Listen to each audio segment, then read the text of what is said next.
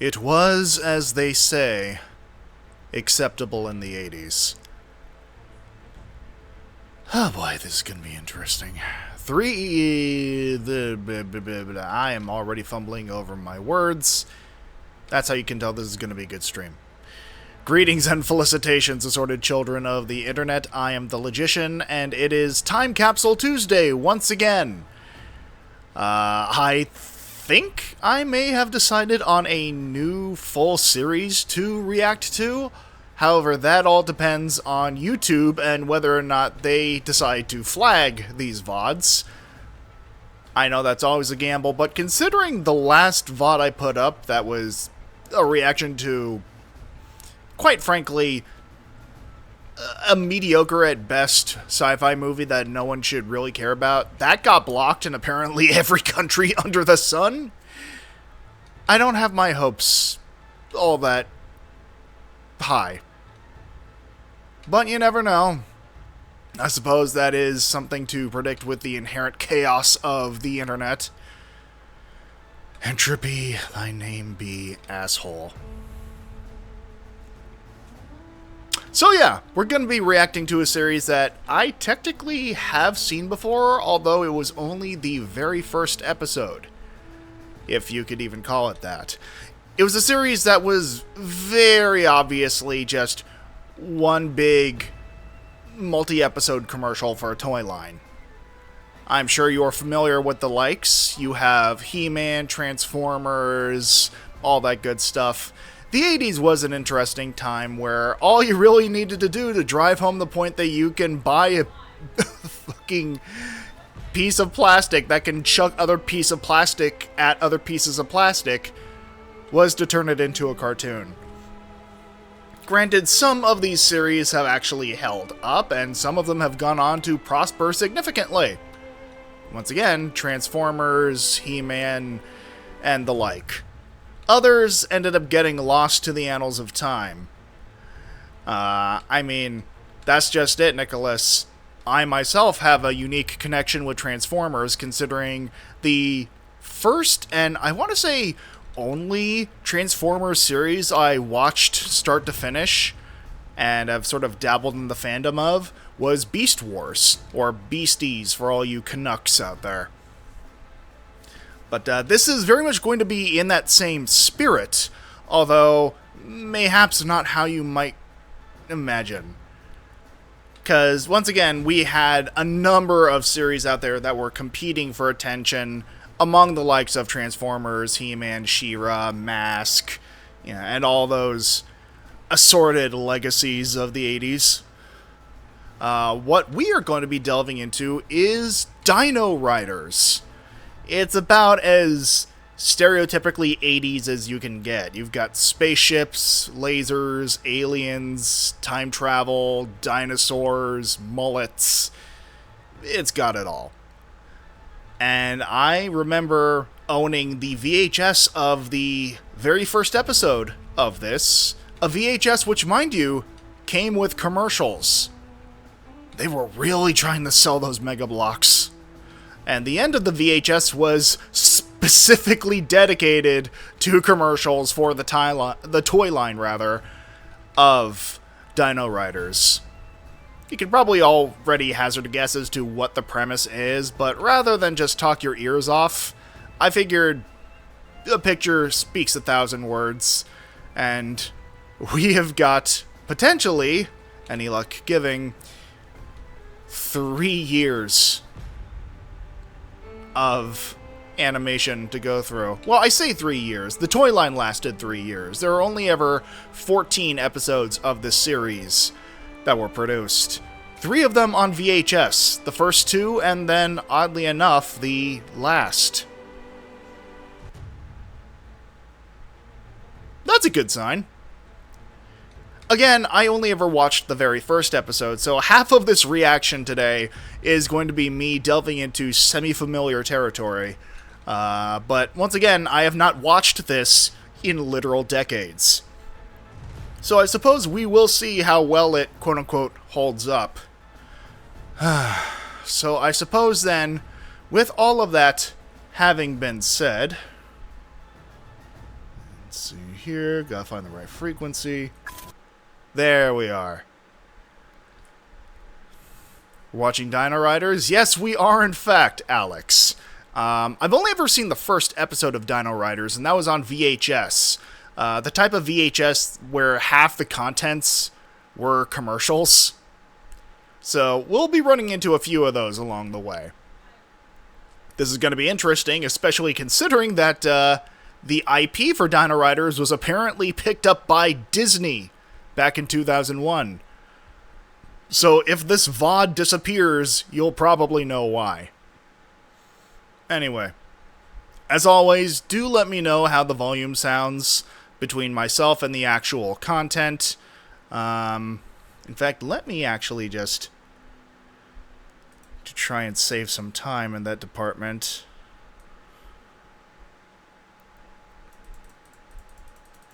I'm gonna start it off here. And please do let me know how this sounds. But, yeah. I suppose it is, in fact, time to get this show on the road. They derive from pre-existing rocks through the workings of weathering, erosion, transport, and deposition. The never-ending process reworking the Earth's crust. Weathering is the crumbling of the crust in place through exposure to atmospheric elements. It paves the way for erosion, the carving away of rock by streams and glaciers, wind and... Oh yeah, no, this was exclusive to the VHS version, by the way, Nicholas.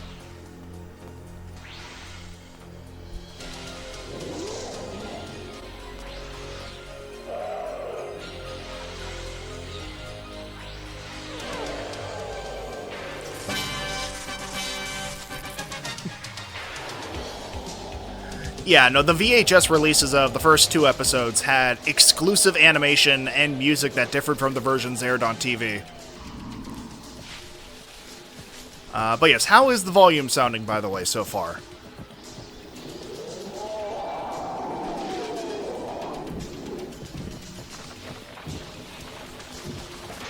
And then, all hell broke loose.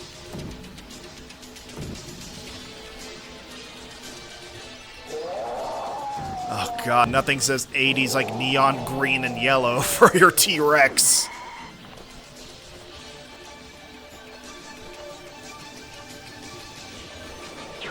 Yep.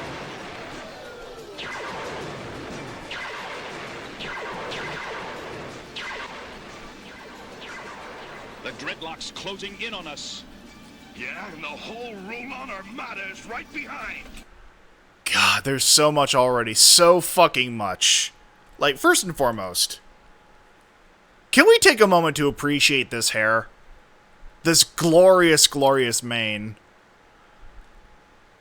Tangent, but I think Disney owns all of Fox Kids TV era stuff. No, that is exactly correct. They did specifically purchase all the Fox Kids content back in 2001, I believe. He hair. It is he hair, abso-fucking-lutely. But yeah, no, Frank Welker, Peter Cullen, we're bound to have some fucking gold, regardless of the actual quality of the show itself. It is going to be interessante. Closing in on us. Yeah, and the whole Rulon Armada is right behind.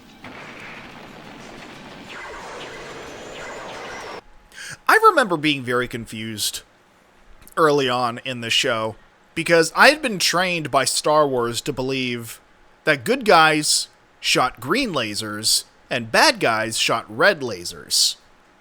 This show very much flipped the script on that. And I remember feeling really fucking awkward watching this, because this felt entirely wrong. I mean, like, the spaceships are there, the evil aliens are there, but they swapped the colors of the lasers. G.I. Joe also has the heroes shoot red lasers. Is that correct? I never properly watched G.I. Joe, admittedly. I guess it was something that flipped along the way from the 70s to the 80s. Ah, boy. They represent the U.S. government. Yeah, no, you're not wrong.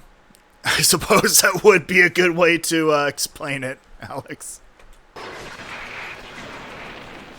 We've only one chance for escape. Turret, Prepare for space-time energy projection. But the step is damaged. We may not have the power to make it. Turret, activate the step now! This fucking music, man. It's no use, Questar. I'm giving it all she's got. The Valorian starship is going to gamma acceleration, Lord Kronos. The Valorians are still within range.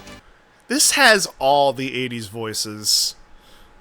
Like, you have the scheming, conniving, right-hand man of the villain.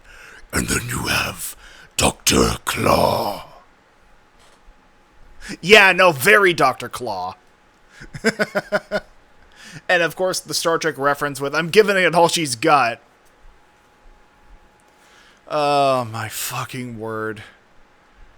Also, if you take a good look around at the colorful cast of characters here, this rogues gallery, like, all the bad guys having, like, shark heads, cobras, bugs, toads. Like, I think this was still around the era where creepy crawlies were still a thing. The sort of, like, the four boys, quote-unquote, answer to the Easy Bake Oven. Or creepy crawlers, that's what it was. Oh, my word.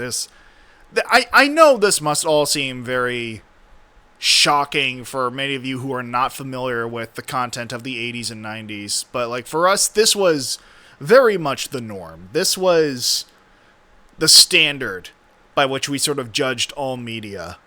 Shit like this. And it is glorious in its own right. And in others, this belongs in a museum. Don't let them escape. Engage tractor beam now! Tractor beam is locked onto us. We're getting a power surge. We may just make it. They're draining our energy. We're losing power. Disengage tractor beam. Up. Made the jump to light speed.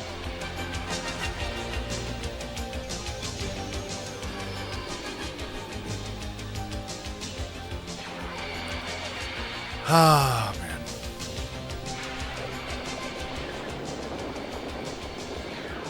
Run, boy, run.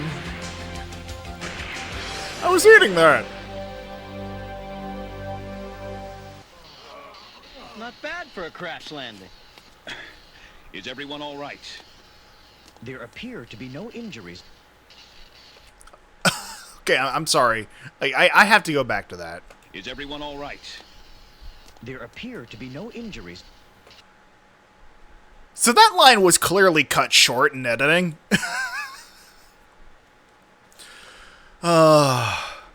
It's one of those things where you don't need experience as an audio engineer to pick up on certain things. But, like, it certainly helps. The 80s must have gotten a lot of use out of those Star Wars stuff. No, abso-fucking-lutely they did. I mean, because I'm trying to think. I want to say that Star Wars itself, like, the original run ended at around, like, pre-1985. So there were still a lot of those sound effects being used in popular media by then. I mean, everything from the bridge cable lasers to... Yeah, 1983. That's... I thought it might be 83, but I wasn't entirely certain. But, yeah, end of the original series. Because I know they also had things like the holiday special, which... I mean, there's nothing left to be said about the holiday special. But, like, there were other forms of Star Wars media coming out, as far as I am aware. I mean, it was one of the most lucrative franchises in the world at the time.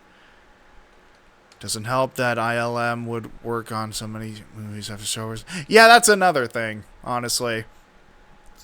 But, yeah, no, they were really getting their money's worth with sound effects from this era. Our sensors are still down. There's no telling what's outside. We'll have to check it out. Prepare to exit. Fear George Lucas was involved in the holiday special. Another world. A primitive world by the looks of it. One untouched by Krulos' destruction. We need to hear that delivery again. But yeah, I mean, I'll be honest, Nicholas, for as wacky, to put it politely, as the Star Wars Holiday Special was, I have the distinct impression it would have gotten a lot worse if Lucas got his grubby hands on it. I'm gonna be real. Are we, Questar? Another world. A primitive world by the looks of it. One untouched by Krulos' destruction. One untouched by cruelest destruction. Because I'm trying to think, did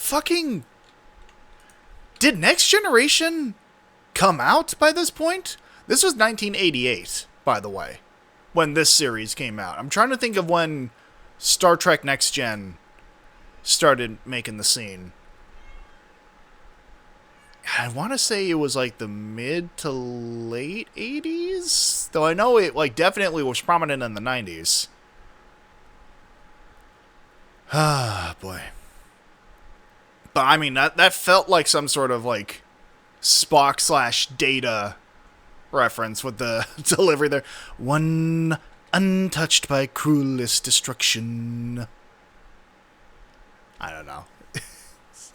I'm sure there will be far more relevant things to comment on as we go further and further through this episode and the next, but all the same. Oh, it's so beautiful, Grandfather. I wish you could see it. I forgot about this fucker!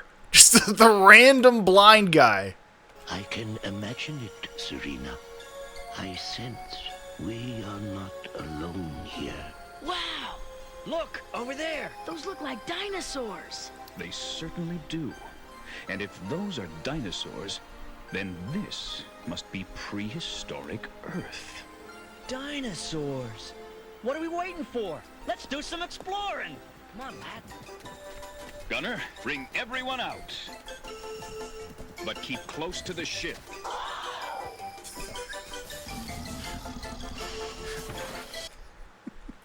You know? First contact with the clown people doesn't seem to be going too well with Littlefoot. Holy chin, Batman. Yeah, no shit. Don't frighten it, young star. Just let me run up to it at a bolting start. We mean you no harm, my huge friend.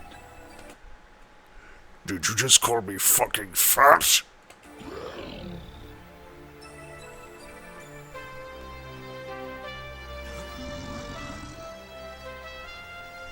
Valorians, welcome to Earth, our new home!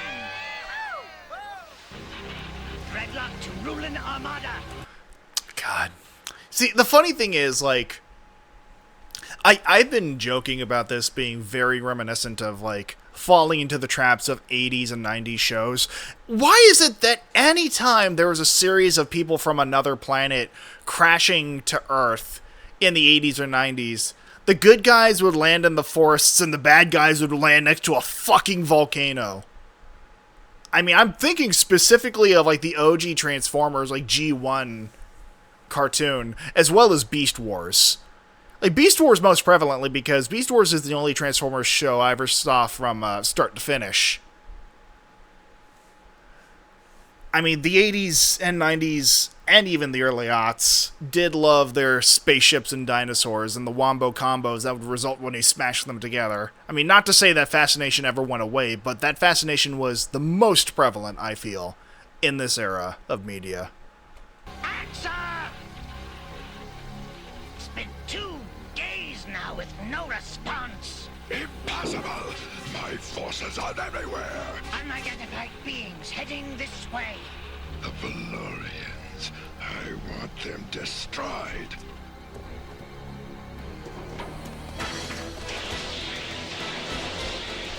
That's enough. My finger point! Dinosaurs everywhere. We've been dragged through time. I love that these alien reptiles just instantly recognize what the fuck dinosaurs are. I mean, Again, it makes things simpler, but I always just love those fascinating little details. I mean, dinosaurs are just that fucking cool. The cosmos itself knows of their awesomeness. Just how radical that Rex is. Probably their distant ancestors. I mean, maybe. It's entirely possible. I genuinely do not know. I, again, only ever saw this first episode of the show. So who knows? Maybe that'll be the explanation. Questar has done this to me. His space-time energy projector. I must have it to return to my empire. But how will we get the step, Great Krulos? The Valorians must be destroyed. Rasp, assemble a hunting party. Hammerhead, prepare the lava caves for brainboxing. I will build an army of dinosaurs.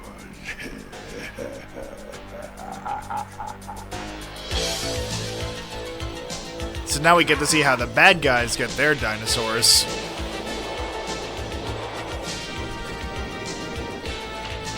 Oh, the laser whips, that's right.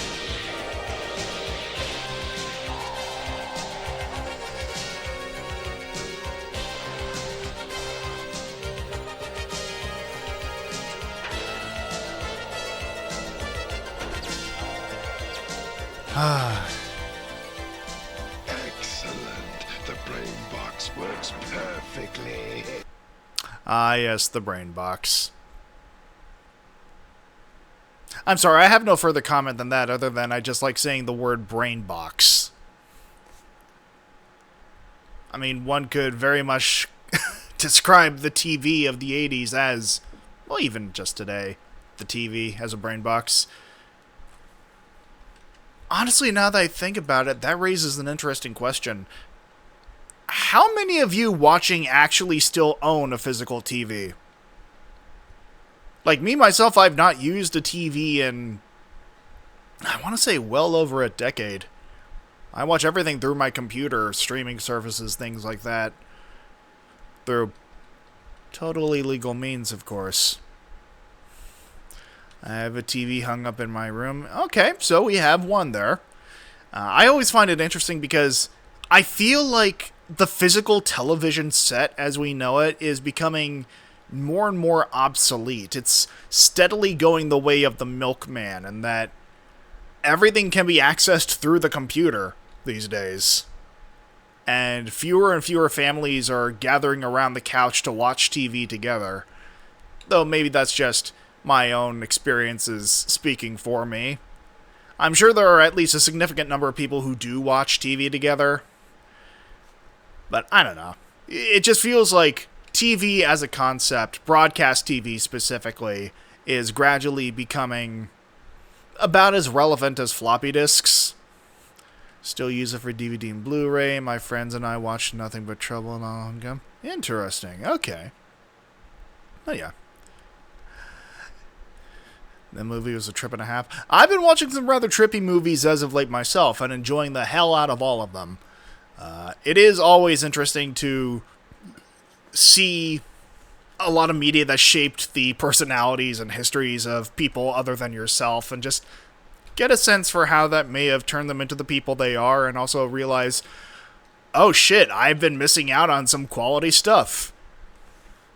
And I think that's also part of the reason why I do these reactions, because number one, I feel like the main appeal of watching any sort of reaction video is to sort of simulate that feeling of showing some of your favorite content to the people who mean the most to you. And it's also the fact that I feel like a lot of media from the 80s, 90s, and even further back are worth remembering and analyzing, because obviously a lot of it has not aged very well. In fact, much of it has aged about as well as milk. But I still feel it's worth exploring and analyzing, because it gives us a bit of a hint into what the general mindset behind the themes shown in those movies and shows were at the time, how we have developed societally since then, and what we can learn from things that were actually very unique and beneficial in these older forms of media that we could do to re-explore, either through reboots or just critiques, etc., etc. But yeah, it is fascinating to look into these types of things. I recommend you check out Nothing But Trouble, Dan Aykroyd's first Nolan directorial film. It's absolutely nuts. I may very well add that, Nicholas. It seems a good plan, Lord Krulos. Of course, the tractor beam seemed a good plan, too. Do not grow too bold, Rasp. Of course not, Lord Krulos. Again, I think we have our Starscream. Also, I think it is very possible we are just about to see our first in a series of many toy commercials on this VHS. Oh, never mind. Let's race. You're on, little buddy. Also, I have to double check. Did he call him Lone Star? Come on, young star. Young Star, okay. I had to double check. I don't know. Maybe it's because they recently announced the sequel to Spaceballs. But, like, it was always fascinating to me when you'd have these sort of, like, space opera settings with people with names like Lone Star and Quest Star and things like that were very much, like, trying to be space fantasy. Because, like, let's be real here. Star Wars is not a sci-fi series. Star Wars as a genre, or within a genre setting, it's not science fiction. It's space fantasy. Like, even taking into account the unnecessary exposition of things like midichlorians and things and the like, it's fucking space magic. The Jedi are space wizards. They use fucking swords instead of guns. They use magical forces that can't really be explained outside of what was unnecessarily explained in the prequel trilogy. It's space fantasy. It's a big old game of space D&D. With clear good and evil sides, with a little moral ambiguity sprinkled throughout. I mean, the Star Wars fandom doesn't see it that way, but then again, you'd be hard-pressed to get a good answer from anyone within the Star Wars fandom, or fandoms in general. But I digress. Let's race. You're on, little buddy.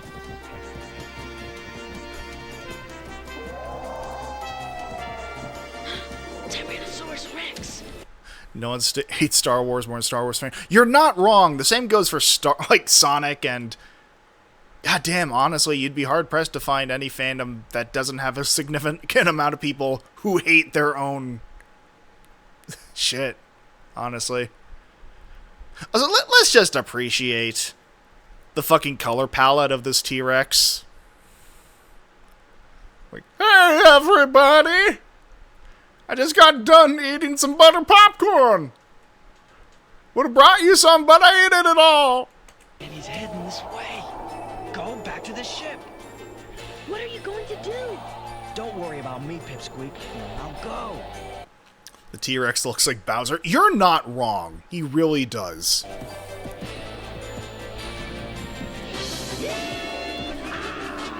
Questar! Questar! A Tyrannosaurus Rex is attacking!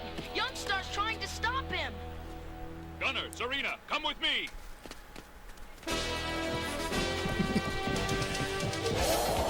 God, this fucking soundtrack, man.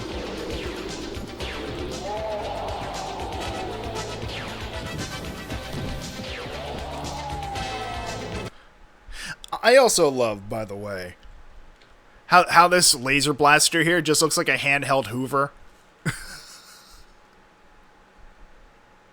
You know the type. I mean, the type that every fucking stay-at-home mom was using in the 80s and 90s. God, let me even see if I can find the specific...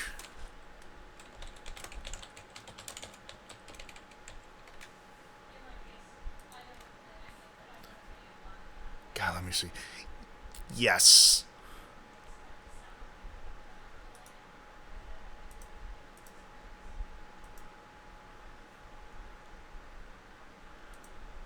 this one. Like, I feel like every fucking household in the 80s and 90s in the US had some variant of this basic kind of handheld vacuum.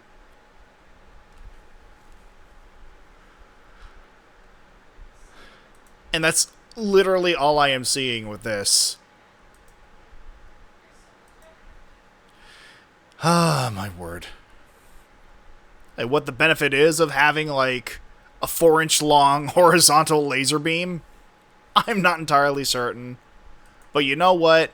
He still looks damn cool shooting it, while also looking like a damn fool at the same time.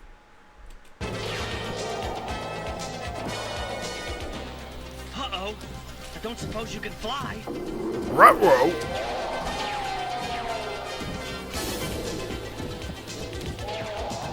Come on, go faster.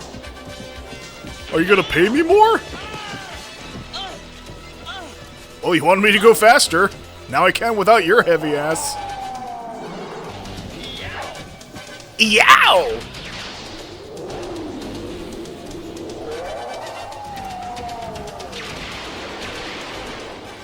Youngstar, are you all right? Not for long.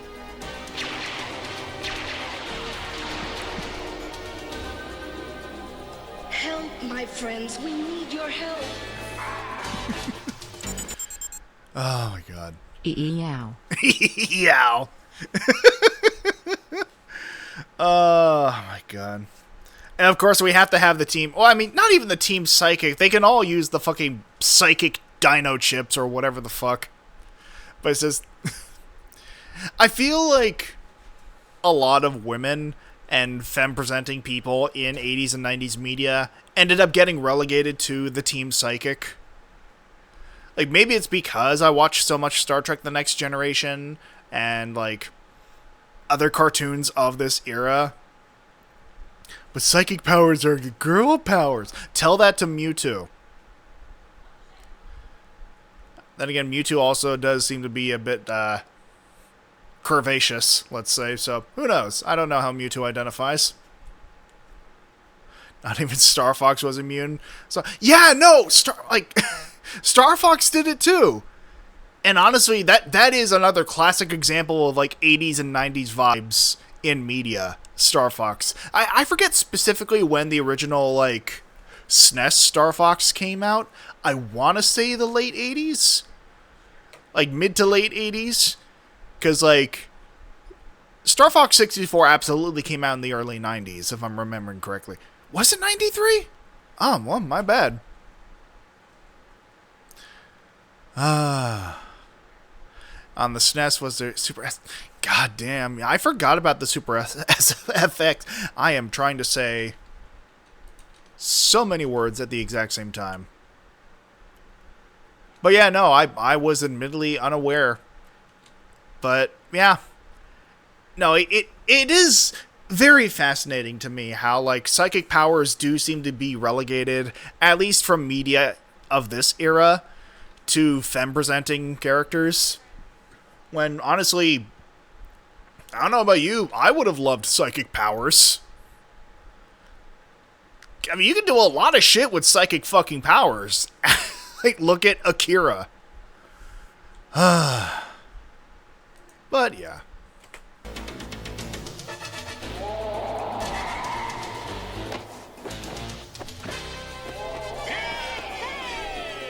Let's save the celebrating for later. Hello, Magna. So, we are currently watching Dino-Riders, which was an animated series from 1998 made exclusively to sell a line of toys, as you've probably already guessed. Very much in line with the likes of He-Man, Thundercats, you know, all that good stuff, Transformers as well. Ah, my word.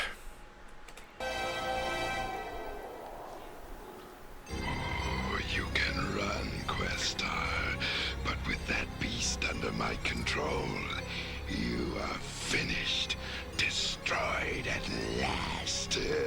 Gem and the holograms. Abso-fucking-lutely, Koshé. Oh, here we go. Superblocks adventure. You've got to capture the enemy command post. Looks like a job for Tycho Superblocks. You have to strike hard. Enlist today, kids. Tank, the half-track, the mauler, and the rocket launcher. You send in your fast attack vehicle, then the attack chopper for support. You break through, you've won, and you've done it. Another great adventure with Superblocks. They work with Lego too. Tycho Superblocks, Military Adventure Series, 10 building sets, each sold separately. New from Tycho. Ah, my word. Totally not selling award to children. No, of course not. But yeah, you have to understand, this was an era where Lego did not own the monopoly on blocks that you could build anything with. Like, you had Mega Blocks, Super Blocks, and Lego, and I'm sure a plethora of other competitors. But, like, with Super Blocks and Mega Blocks, they were known specifically for having those big old fucking buckets. The 80s. No abso-fucking-lutely magna. And again, this is why I do Time Capsule Tuesdays, to get a bit of a peek into media from the era in which I grew up. Say the line, Magna.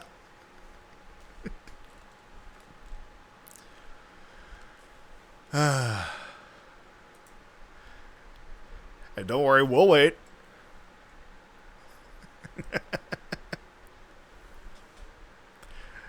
The spotlight is yours, Magna. You have the conch.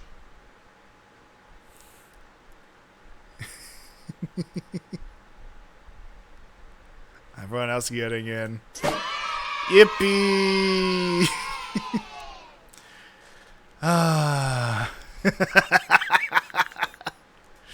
Oh, my word. The only thing more exciting than Turbo Hopper is Aero Turbo Hopper, the hottest off-road action you've ever seen. I promise you I didn't plan for this. I promise you I did not plan for the Hopper toy car commercial after we bullied the frog in chat. It leaps into the air. Because it's radio controlled, go anywhere, do anything. Fun and speed. Yahoo! Over rocks and through the mud. Real turbo racing action. Them Duke boys better start growing some wings. Or else get them aero hoppers. You just hit the turbo power to make the pass and win. Aero Turbo Hopper and Turbo Hopper. Only from Tycho RC. As you commanded, Lord Krulos, the beasts are fully equipped and ready for testing. Begin! Shadow lasers, laser side guns, and rocket thrusters all functioning as expected. I know we're not in the commercials anymore, but this is still reading like a fucking commercial.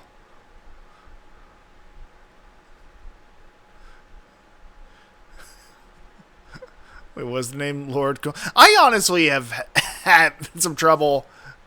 Lord Coolio. Oh, yeah. My fucking... But yeah, no, this is still reading like a fucking toy commercial. Coolio's a no-no word. Oh, that's right, it is. I forgot about that. Like, I always find it fucking fascinating whenever you come across, like, a TV show where, like, they aren't actively selling you a commercial, but, like, they have moments in it that feel very much like a commercial. I mean, I know I've shown this before on stream, but, like, the most egregious version of this I have ever seen was from the intro to the American adaptation of Ultraman Tiga.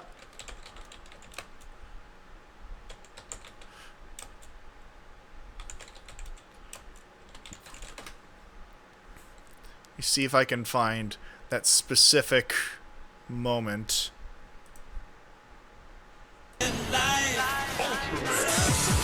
Here, let's get to the fucking... Here we go. This was in the actual intro to the show, mind you.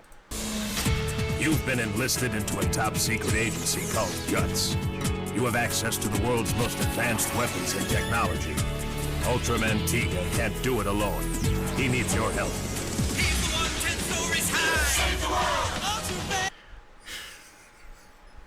This was not a toy commercial. This was just the intro to the show.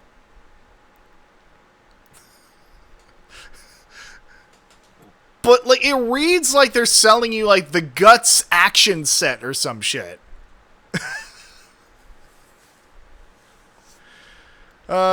This was my introduction to Ultraman, by the way.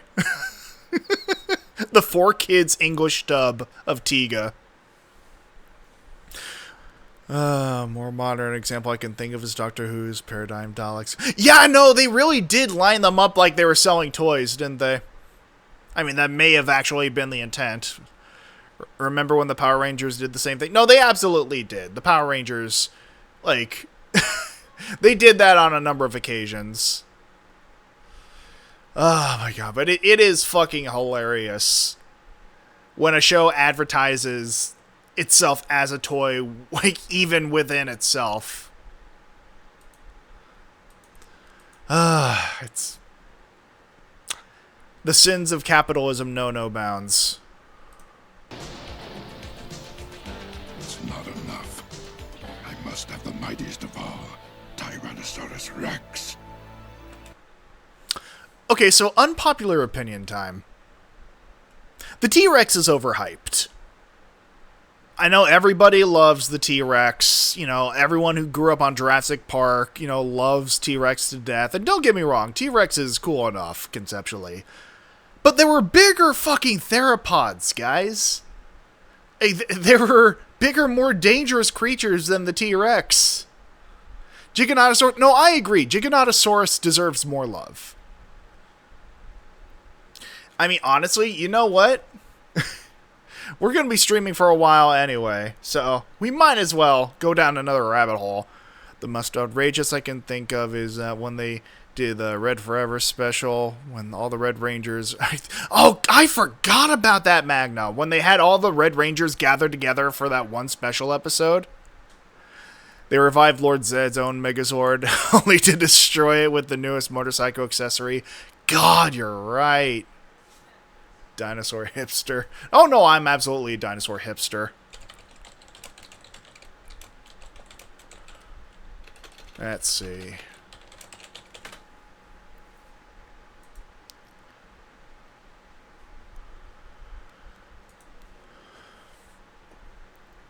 Alright, so this one seems to be updated with information as recent as 2021. So, let me see here.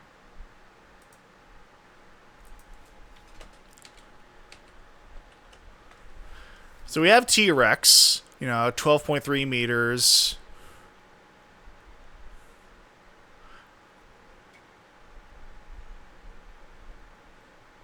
Giganotosaurus, 10.3 meters.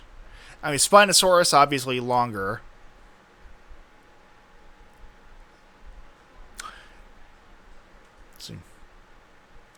Okay, so according to this, it's saying that T-Rex was bigger than Giganotosaurus, which I don't recall being the case. Maybe some information has been updated.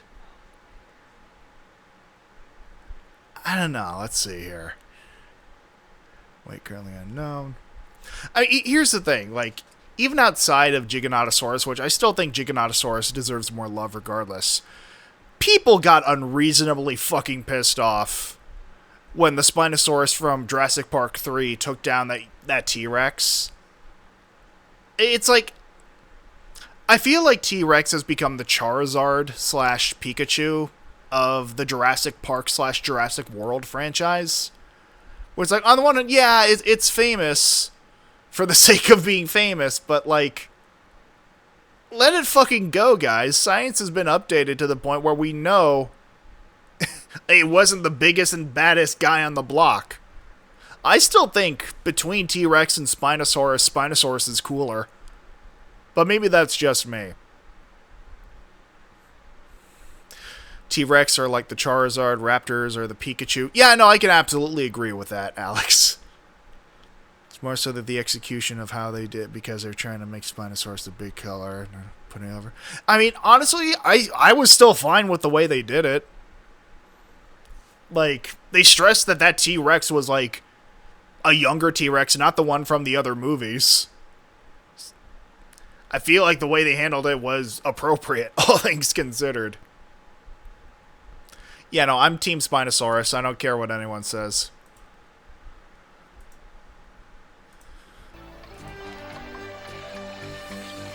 Ah, the colonizers are settling in nicely. Oh, easy now, fellas. Easy there. Easy. Whoa, you crazy lizard. What you doing?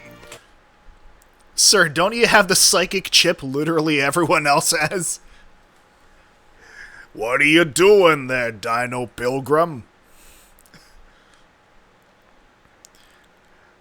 They're a Xenosaurus. I am admittedly not familiar, Magna. Let me look that up real quick. Let's see. They're a Xenosaurus. Oh, this fucking thing!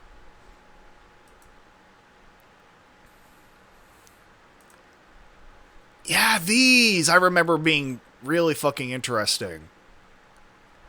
Like, just conceptually, even.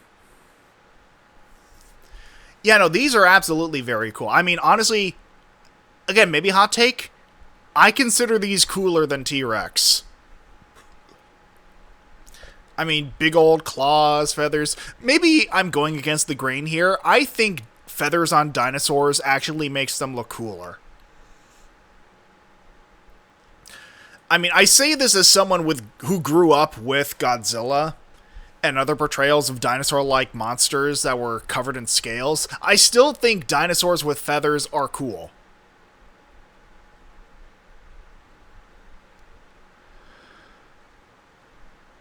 Look at this guy. They think chickens are cool. I mean, you joke. Have you ever had to face a goose in the wild, Alex? A wild goose or swan will fuck your shit up. I should know. I've been attacked by a goose on 2 separate occasions. Geese have teeth. They are not fun to deal with when they are not someone's loyal and docile pet.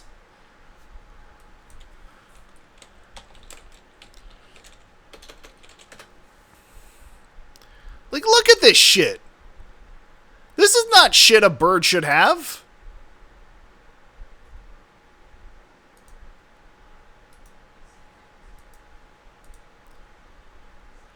You want to fuck with this? I know I don't. We used to own roosters, and they regularly walk down in the neighborhood office complex and attack grown-ass. Yeah, no, yeah, roosters will in fact do that. I grew up raising chickens and ducks, and let me tell you, adult ducks are not nice. They are not pleasant animals. Oh god, cassowaries, yeah. No, like, those ducks can go fuck themselves. They would if they could, believe you me. I mean, just watch Z Frank's video on ducks. That's all I have to say. Ducks are the male VTubers of the waterfowl world. You are not wrong, Koshe. You are absolutely not wrong. Oh, my word. God. But yeah, no, like, birds can be fucking horrifying. As it was said, cassowaries. This is about as dinosaur as you can get with a modern day bird. That is fucking horrifying. And then you have guinea hens, which are basically just chibified cassowaries. Bone vulture? Yeah, no, absolutely. Fuck it. We'll have a brief presentation on why birds are fucking terrifying.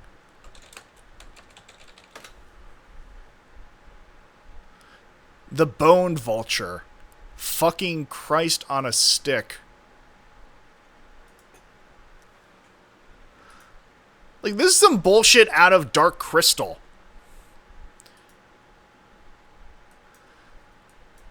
I feel like this thing is about to go, please, please, yes,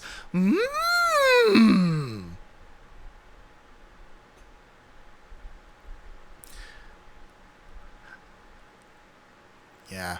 No, birds are fucking horrifying, man. So, like, the next time people say, like, oh, putting feathers on dinosaurs, like, isn't cool. Like, fucking, take a look at your typical bird of prey. Or even, like, geese, or swans, or other waterfowl. Look close enough, you'll see how fucking terrifying they are.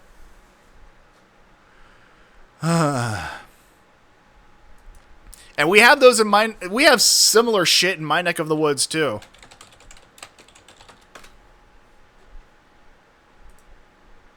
You see this shit? This is the California condor. This is the biggest, like, flying bird, I believe, in the Pacific in the North Americas, even. I have to double check what the actual fucking wingspan is on these fuckers. They nearly went extinct, but these guys are fucking huge.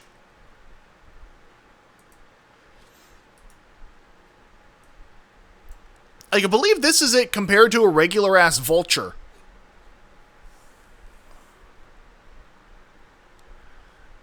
Kissing him, he can't stop me. By all means, Koche. Have at it. Fucking man. No, they are fucking massive.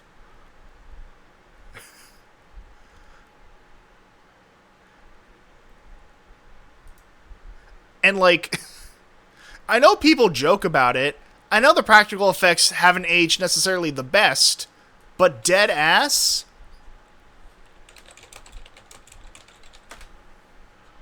If you ever watched The Giant Claw, this does not look entirely dissimilar to a California condor. This is fucking horrifying to look at. And it's not much of a stretch from the truth. Let's see. There we go. Bigger than a battleship? Absolutely a Magna. The flying battleship himself. I don't know. Maybe someday I'll do a reaction of the Giant Claw. I mean, I've seen it time and time again, but I might bring some people into call who have not seen it to get their reactions to it as well. Because, you know, people give it shit, but honestly, I think it stands up a hell of a lot better than some other movies of the same kind from the same era.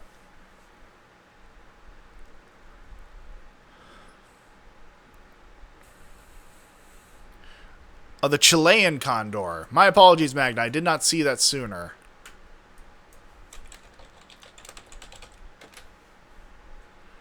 Oh, this fucking thing. Yeah, it's not a far cry either.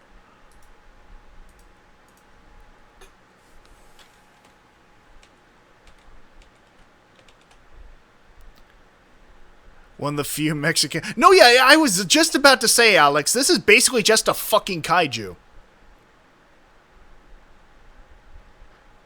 Oh, yeah, no, the Giant Claw, I would consider an American kaiju. Like, 100%. 3-meter wingspan. Jesus fucking Christ.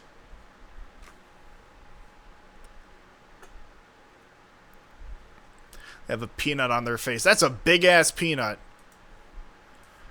I have to double check. So the California condor has a wingspan of 9.5 feet.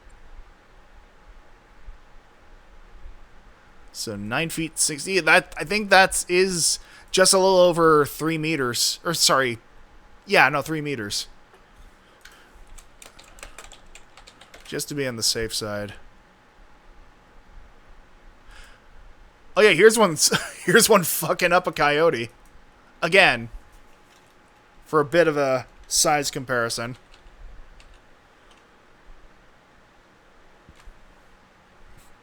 Yeah, 3 meters. Yeah, I had a feeling it was 9 feet, but just wanted to double check because the metric system always fucks me up.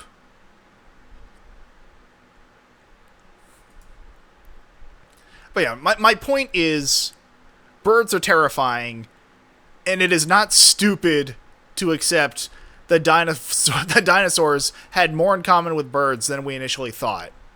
And if anyone tells you that dinosaurs are any less cool for having feathers, show them some of that bullshit. Like the bone vulture or the Chilean condor. Or even a fucking goose.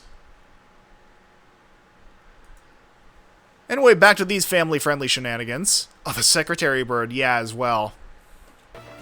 Hey, Gunner! Long way down. Want a lift? Land. Dinosaurs. Ha. Machines I can handle. Those big bruises are too blasted unpredictable. You literally have psychic powers. Serving pussy and curb stomping snake. I mean, yeah, it's just like, look at the depiction of the secretary bird from fucking Agritzko. You just gotta have what it takes. Turret, how long before you finish the wall? Grandpa, you can't say that. Yeah, no, like, don't invite this guy to the fucking Dino-Riders Thanksgiving dinner. Shouldn't take more than a few hours, Questar. Good. Once this wall is complete, Tyrannosaurus Rex won't have a side door to the valley. Laser fire? Outside the valley? But who? We'd better find out. Yeah! Humans are just odd-looking penguins. In a nutshell, yes.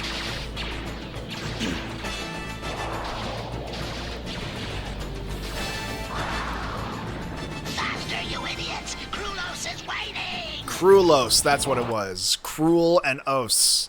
Okay.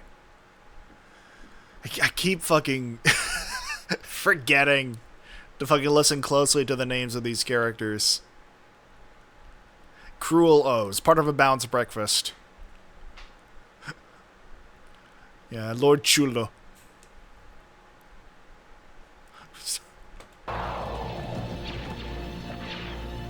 Vipers? Here on Earth? Questar, how is that possible? The last reading I had on any Rulons was back in the future. They were pulled through on the tractor beam. Gunner, can you two follow them?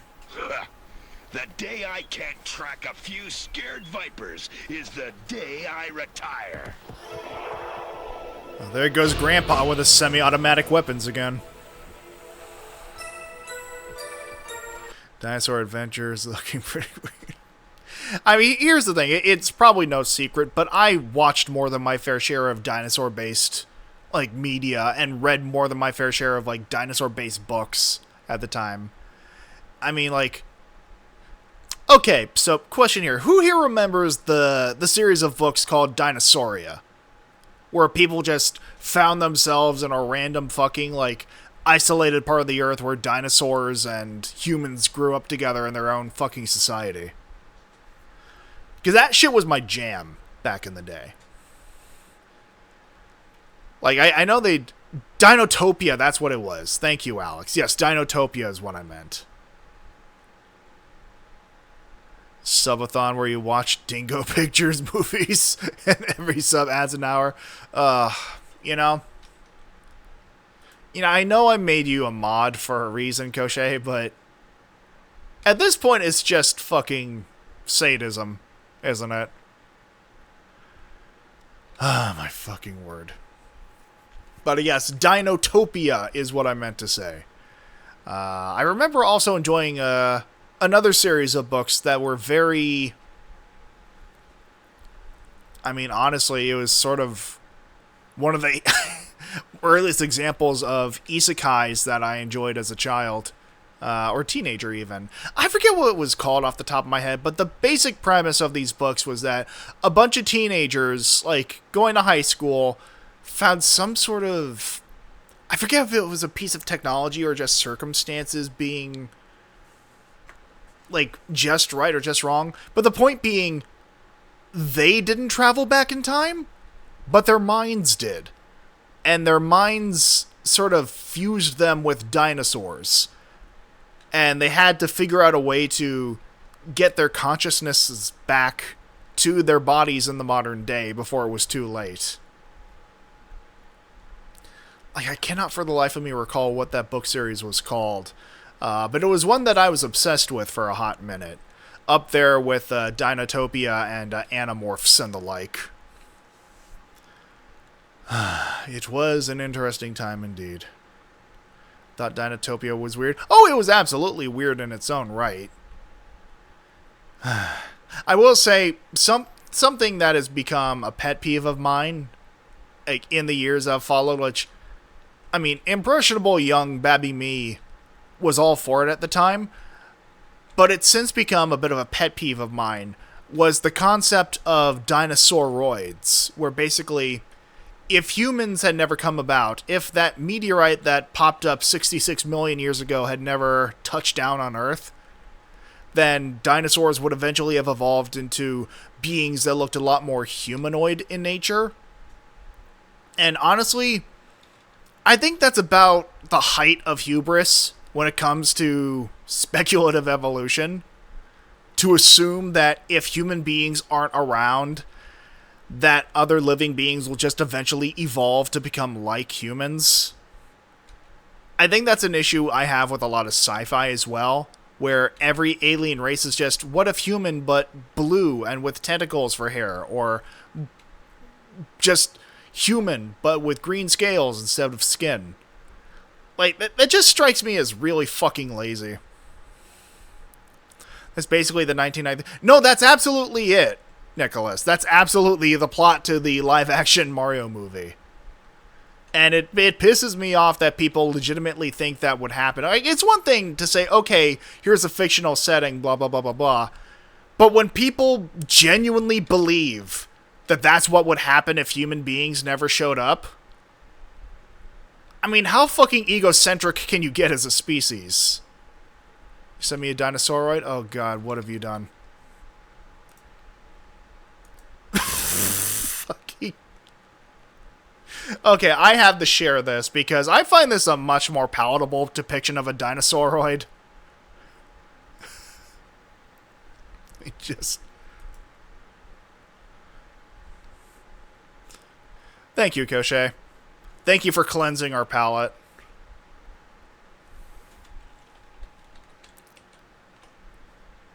Like, this I can get behind. Because that's just it. Like, modern birds do use tools. I mean, look at any fucking corvid. Like, any corvid.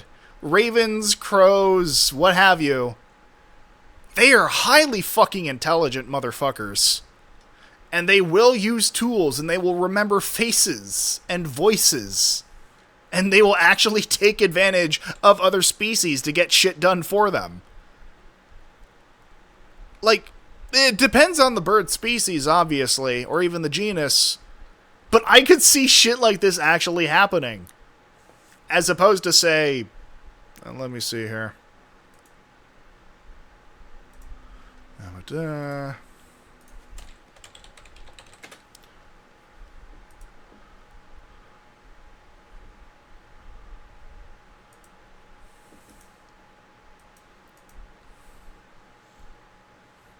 As opposed to this.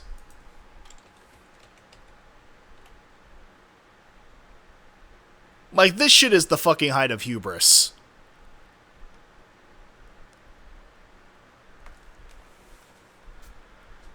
Who needs thumbs when you have pliers for a face? Yeah, exactly, Koshe.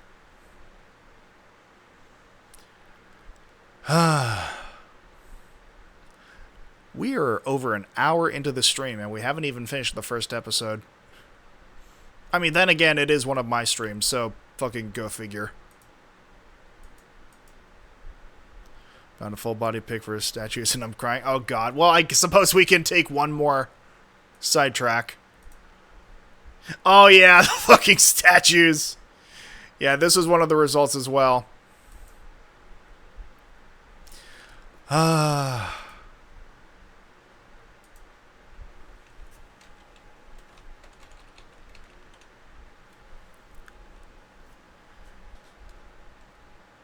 Yeah, no, teenage me ate this the fuck up as something that could actually happen.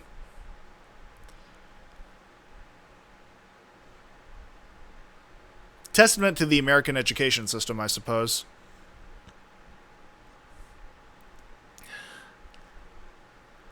What dinosaur even is the one he's walking next to? Good question. Next question. I think it's supposed to be some kind of raptor, but raptors never got that fucking big. Like, we're all used to, like, the depictions of velociraptors from Jurassic Park and Jurassic World where they got that big. But they make a point to say, even in those movies, that the things that we see as dinosaurs in Jurassic Park and Jurassic World are not fucking dinosaurs. They're monstrosities that they made using frog DNA and the blood they found in fucking mosquitoes isolated in amber. Yeah, no, that's just it. Velociraptors weren't much bigger than a turkey. Like, they never got this fucking big.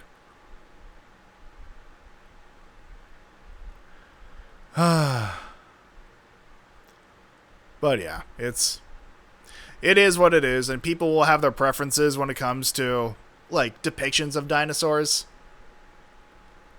I just think it's fucking stupid to assume that every sapient alien race will always end up, or alien race, or even species that would have developed had we not come into the picture, will always end up looking like us. That is about as stupid as it gets when it comes to scientific theory. At least within the realm of biology and evolution.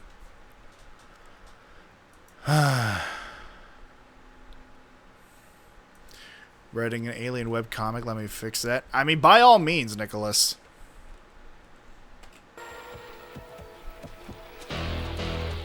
I mean, case in point, even this, like, human, but hammerhead shark.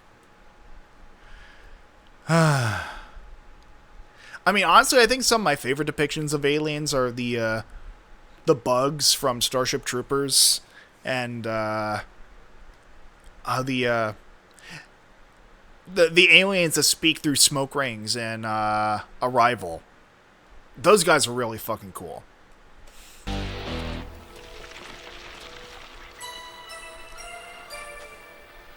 Lights out, fish face. Look, Krulos. Brain-boxed dinosaurs? Let's say key words from the series so the kids can follow along. Like Edgar from Men in Black. I'm trying to remember which one Edgar was.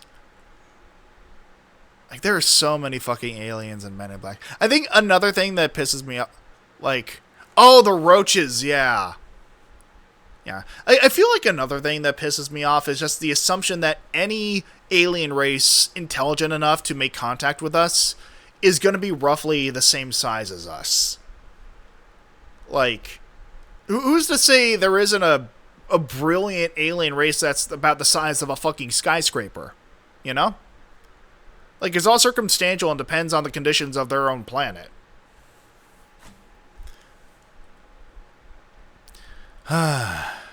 We got big trouble.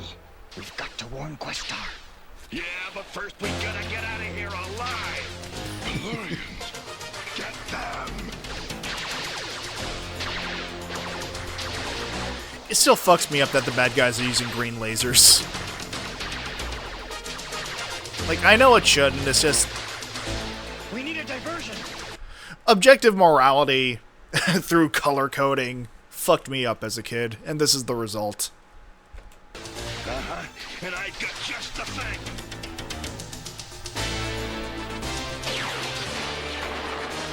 The ram boosters. Hurry, all of you. Put out the fires before the whole camp goes up. He's here. The OG Ben 10 had amazing alien designs. I can agree with that, Magna. I mean, they were all still roughly humanoid and human-shaped, save for the one that was basically Ultraman. But, like, they were some unique, interesting designs. Yeah. And yeah, by and large, they did make a certain degree of sense. I can Tyrannosaurus Rex. Yeah. Agreed, Koshe. If Rasp disappoints me today, he won't live to disappoint me tomorrow.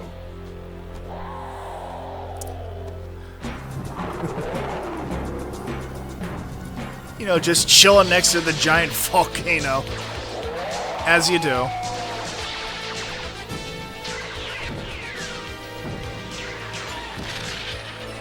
Ouchies!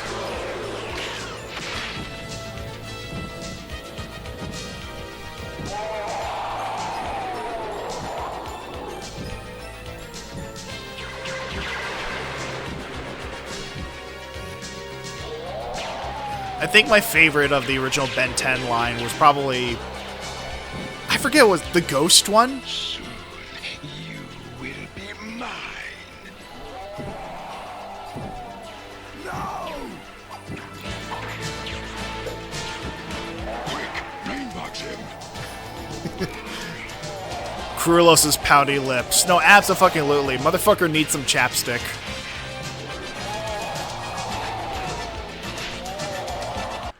I love, by the way, that Ghost Freak, that's what it was. Thank you, Magna.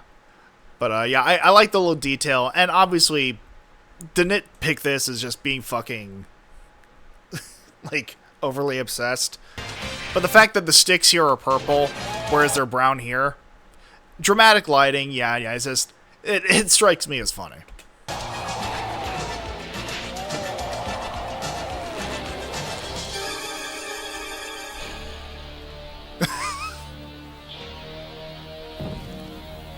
Now the Valorians cannot stop me. Victory is mine. Ah, man. Things seem bad for the Valorians. You know what might help? Some Mega Blocks! And now, another Tycho Super Blocks adventure. Super, the dam is broken, the road's out, the town's in danger. So you grab your Tycho Super Blocks and quickly build a bulldozer, a backhoe, the dump truck, the giant cranes, and the construction copter. Rushing to the scene, you clear the road, you've saved the town. You did it! Another great adventure with Tycho Super Blocks. They work with Lego too. Tycho Super Blocks, Road Builder Adventure Series. 9 building sets, each sold separately. New only from Tycho. I'm glad you all were thinking the same thing. A man has fallen into the river in Lego City. Hey! Yeah, no, they were just fucking always like this. They're here. Zero gravity cliffhangers. I actually had one of these growing up. Like, I had this shit attached to the wall, like, in my den. Or rather, I guess it was my dad's den. In my childhood home. Like, give it a moment, they will explain, Koshe.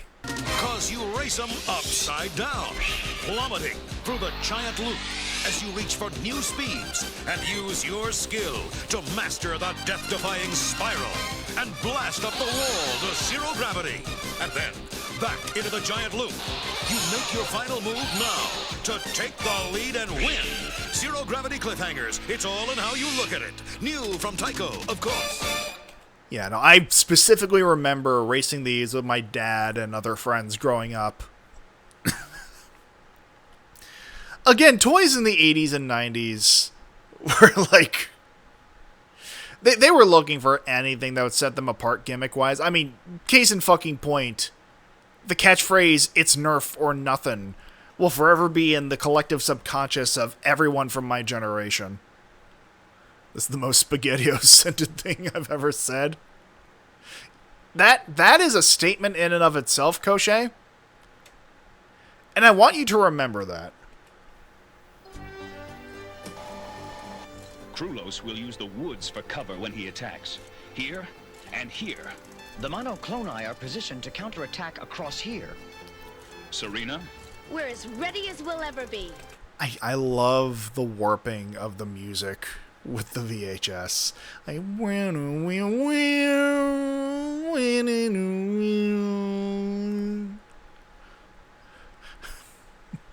bludgeoning myself so I forget. Yeah, you know...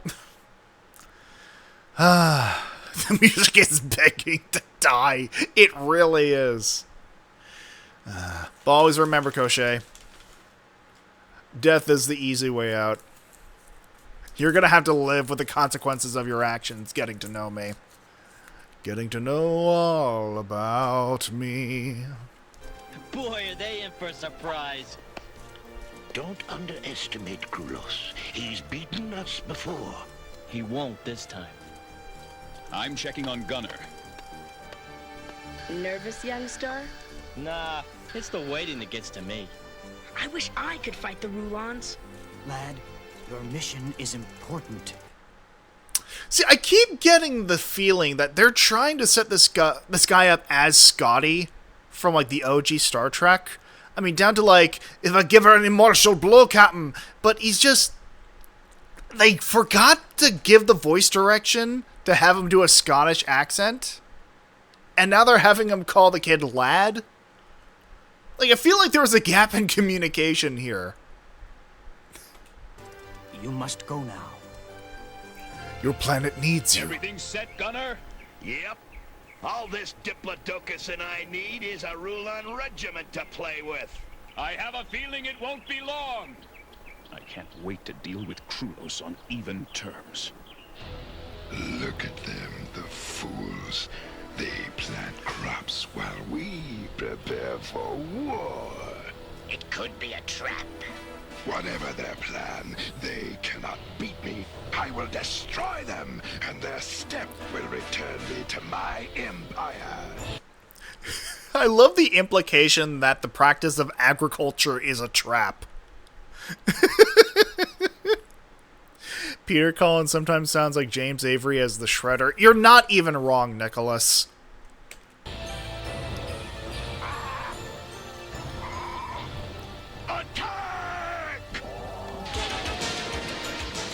Alright, we're getting into the real shit now.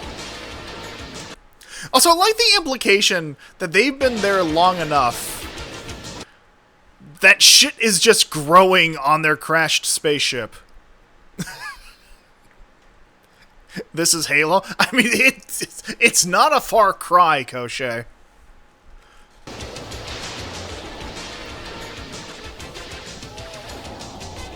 Mount up, quickly!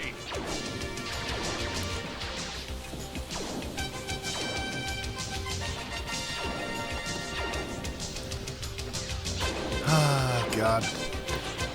Here we get to the fucking major in-game... in-game. See what we've fucking done to me, Koshé? In-fucking-game. This is the in-show toy commercial.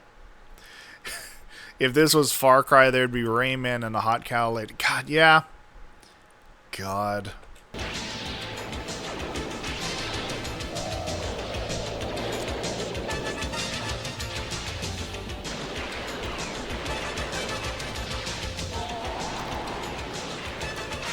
Fucking hay bales everywhere.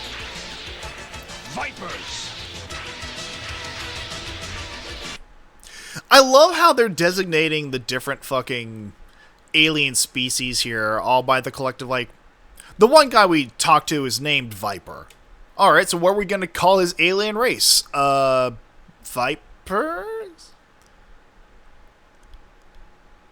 Yeah, sure, that'll sell. We are Viper. Well, once again, pardon me, how rude of me to talk over this sterling line delivery. Let's show those Rulons some real flying. I can sense the enthusiasm oozing from you.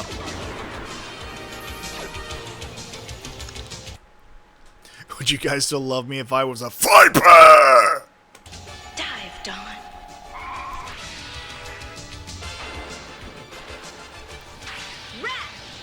It's time you were grounded, Valorian. Oh wait, his name is Rasp. That's right, the others are called Vipers. My fucking... I think I got lost down so many fucking rabbit holes this stream that I forgot to pay the fuck attention to what this show is.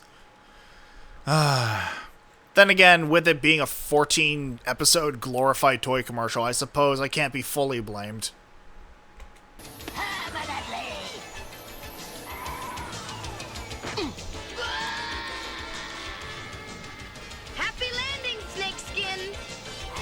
can't say that. It's 1998. Oh, this part. I remember this part specifically. Ah, how convenient. Vipers, the door. Fire on the door. I love how they had to fucking slow down the animation to make sure he had enough time for his line read. How convenient. Vipers, the door. Fire on the door.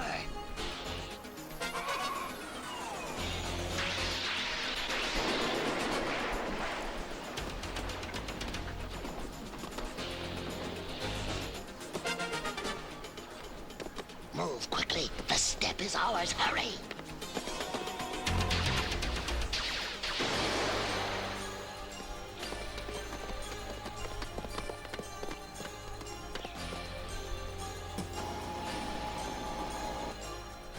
Crystal is missing. The step is useless without it. Yes, Rasp. It will always be useless in the hands of Rulons.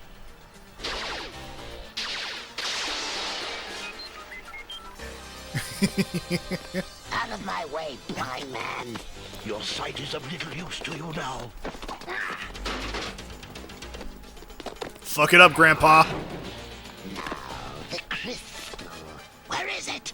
You'll never get it, Rulon. Damn, he doesn't even need to use his mouth. He's that badass. You'll never get it, Rulon. Forget ever returning to the future. The Rulon Empire is finished.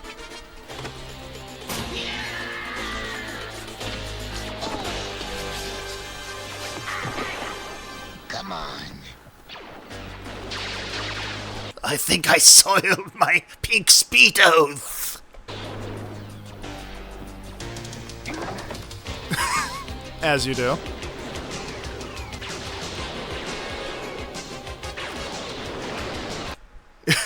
Dude's had like 2 shots before he ran out of laser ammo. I'll tell you when I've had enough.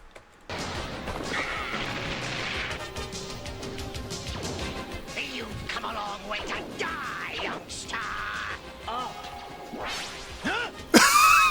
As you do. For someone, fish face?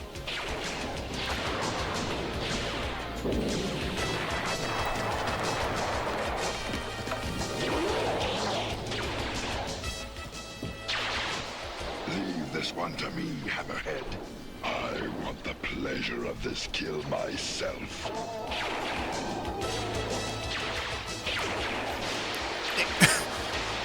You want to have him like fucking teleport through the air again, young star? Now, Valorian, meet your destiny. Speak for yourself, Rulo! Questar, you've caused me considerable trouble. Well, that's all over now. Dude, it's a T-Rex. How are you missing your shots? Ask the fucking AT-ATs.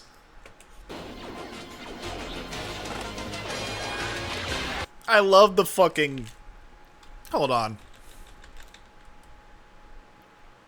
Look at this fucking egg cockpit. It stands out so much and it's so easily targetable. Yeah, no, the stanky trumpet is also doing a great job of setting the scene here. Why did they just step on that shit? That's a very good question, Koshe. And that's the problem. You're asking questions in an 80s cartoon. I mean, I myself have made that mistake time and time again. And Egg Dude can't even say, yeah, no, like he is just tensing up those glutes throughout this whole fucking combat sequence.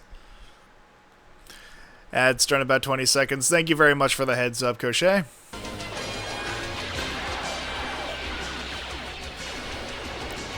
Also, how do these fucking laser missiles work? I have to ask. Because they started out solid.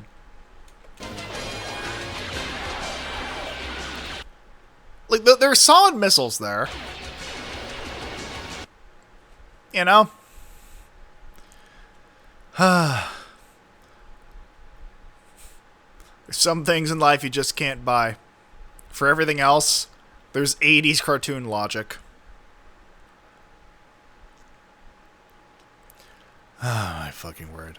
Also, as a heads up to those of you who might get hit with the ad in a little bit, you can in fact avoid that by subbing. I really fucking hate, like, don't get me wrong, I fucking hate shilling. Down to my fucking visceral core. But because of the way fucking Twitch.tv works, that is unfortunately the only way to encourage people to avoid the ads on this fucking hellscape of a website. But yeah. It's simple. They got shot and heat up intensely as they travel, melting the missile. I mean, listen. Let's not get into conspiracy theory territory, Magda. We all know that lasers can't melt steel missiles. Ragin' Reagan. Abso-fucking-lutely.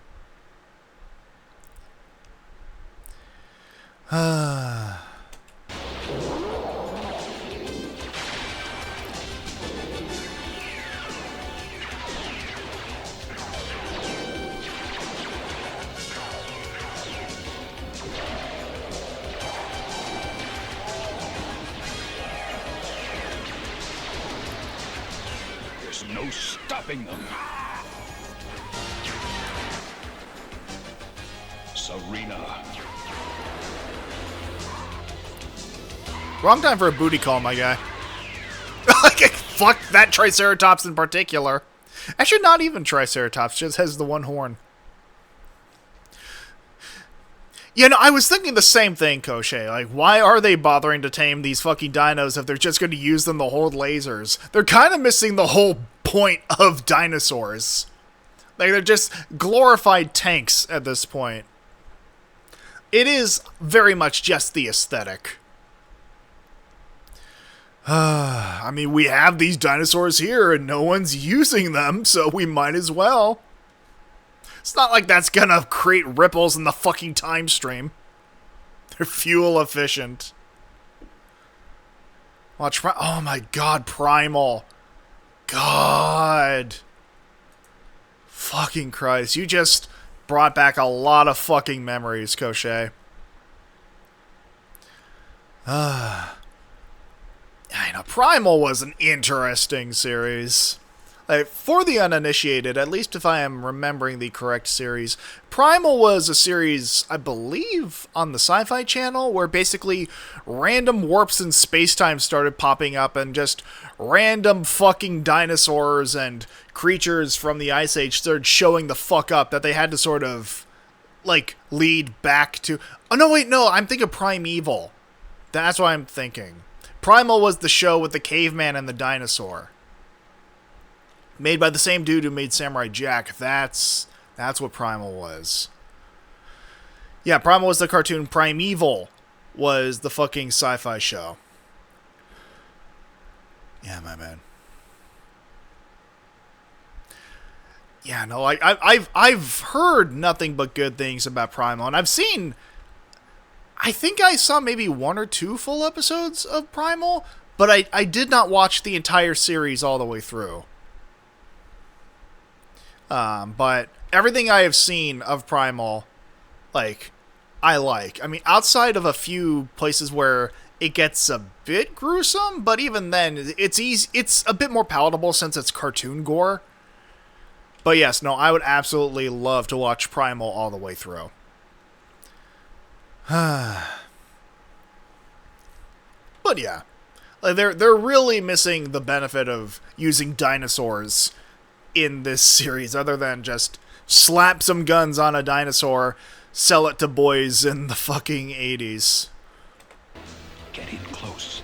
Somehow I've got to de-brain box that giant. Okay, but could you maybe not whisper seductively in my ear while we're battle planning? Right. Shoot them! Shoot them down!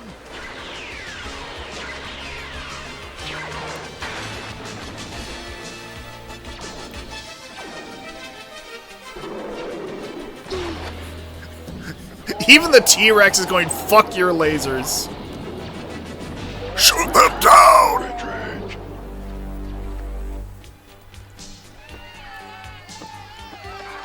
And the T-Rex was suddenly just gone.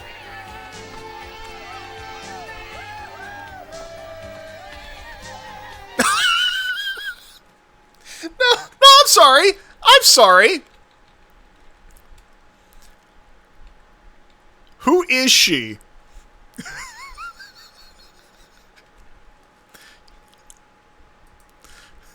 Fucking...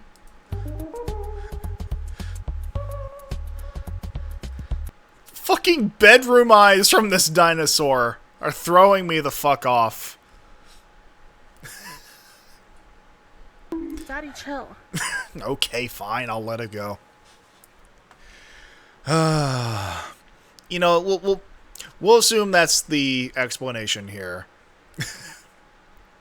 I thought you of all people have no room to fucking talk, Koshé.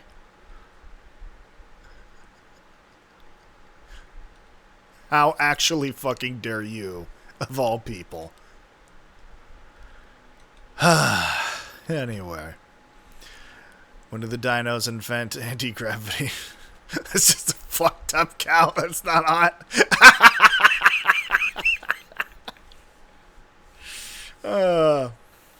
Like, when the monster fucker starts lecturing me when I point out when the dinosaur has bedroom eyes... You know it's been a fucking night. Oh, my fucking word. We have won a battle, but only a battle. The war goes on. Okay, I can at least understand where she's coming from now. Fucking grizzled battle grandpa's on the scene. A war that we will win.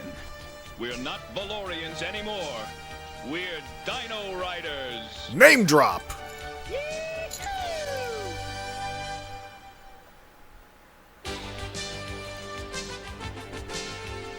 Ah, yeehaw!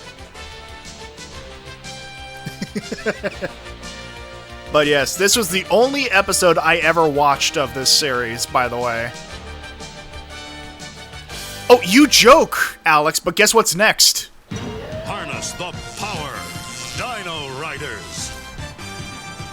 The evil Rulon shackle the Deinonychus. Brainbox on attack! They're sitting ducks! Heroic Questar on Diplodocus opens the secret pod. They're firing on me! Look out for the trap! Take this, airhead! The hidden rockets blast the evil Rulon. We'll meet again, Questar! Diplodocus with motorized walking action. Deinonychus and Pteranodon with figures and battle gear, each sold separately.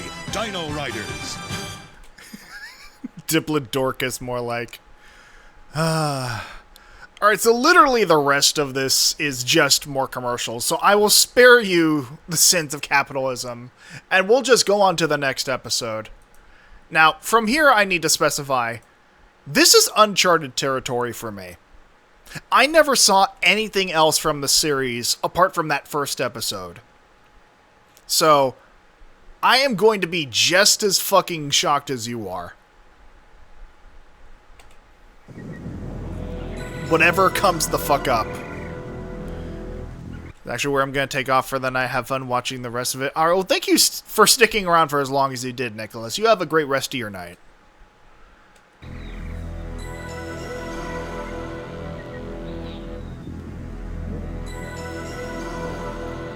Rest well, we won't be. Also, let me know how the volume's sounding.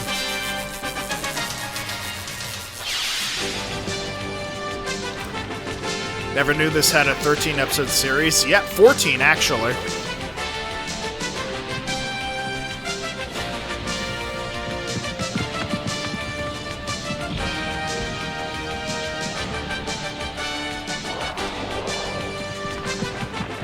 Brief animation recap, I suppose.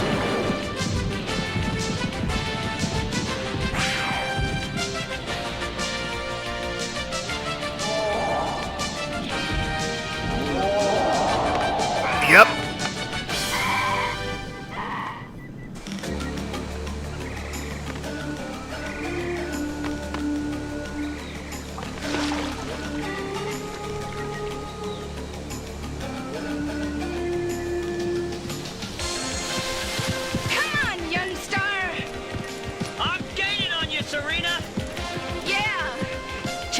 deep dust. Damn. Come on, faster. Come on, what faster? Whoa!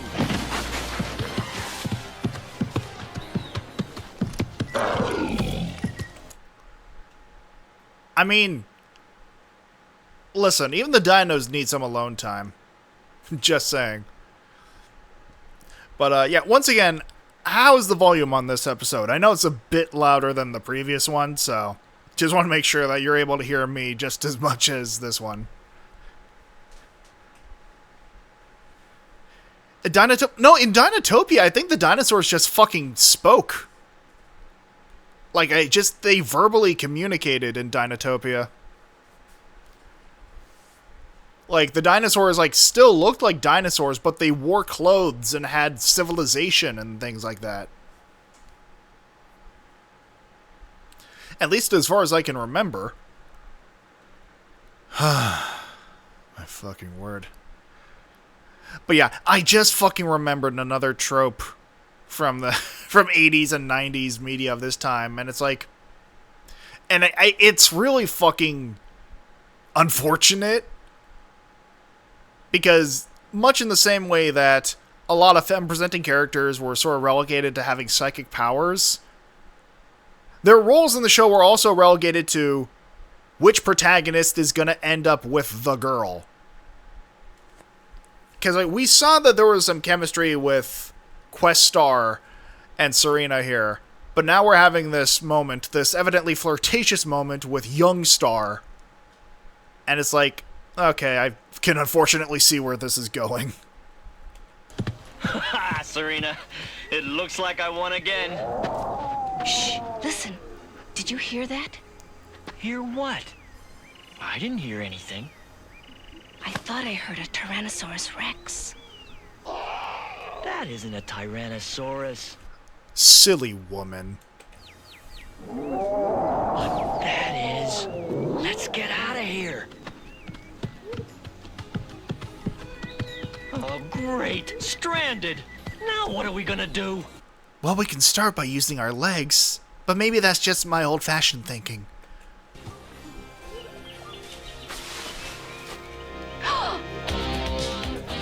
Oh, God! Oh, God! What have they done to you? Oh, God. Never forgive Bruce Willis for moonlighting. I do not blame you. This fucker's skull is lumpier than a bowl of oatmeal.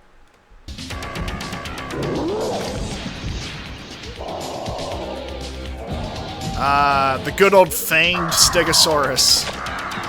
The Stegosaurus is hurt. Youngstar, do something. Yeah, do something. I mean, we've already fucked the time stream through and through. We might as well make it so that nothing, as far as we know of human civilization, ever comes to pass. Yeah, let them fucking eat. I mean, if anything, you've given him a fucking handicap by weighing him down with future shit. Granted, it was the other guys who did that, but you started it.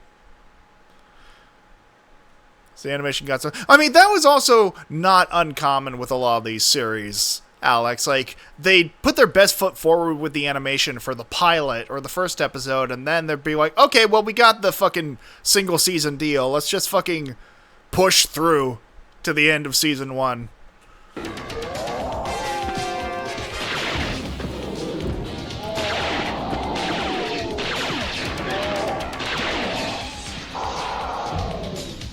Serena, now! Get the Stegosaurus out of here!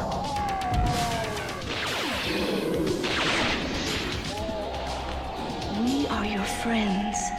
We You're here to sell me something, aren't you? will not harm you. Help! I can't hold this thing back any longer! Jade, stop this crazy thing! We have to help my friend. Come on,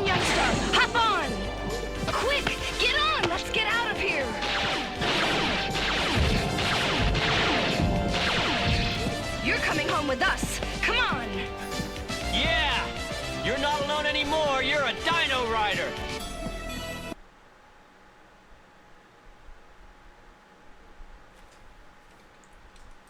I'm sorry, I need a moment. I need a fucking moment. So let's break that down. So, sir, you are a Dino Rider. You are actively riding on a dino. The dinosaur itself is being ridden upon. I don't think that qualifies as it being a Dino Rider.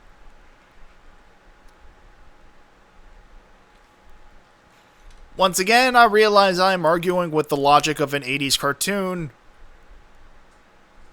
But this is also me in my stream, so you probably knew what to fucking expect. Stegosaurus will be riding some other dinos and amazing. Yeah. Yeah, the thing is, you're not wrong, Koshe. I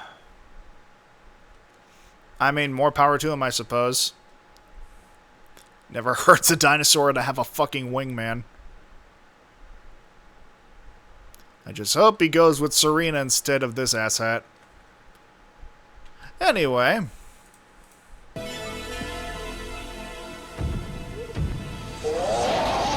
He hungry.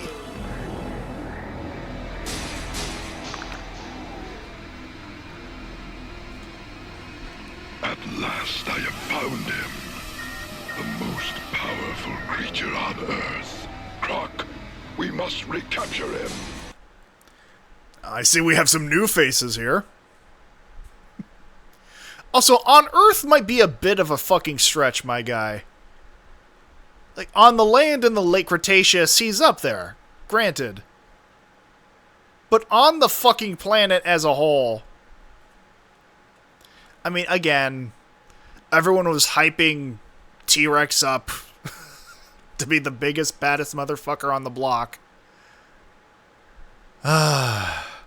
It just gets irritating, you know? Like, it was understandable at the time because people didn't know nearly as much about dinosaurs. But the fact that people are still consistently sucking the T-Rex's dick. I don't know, man.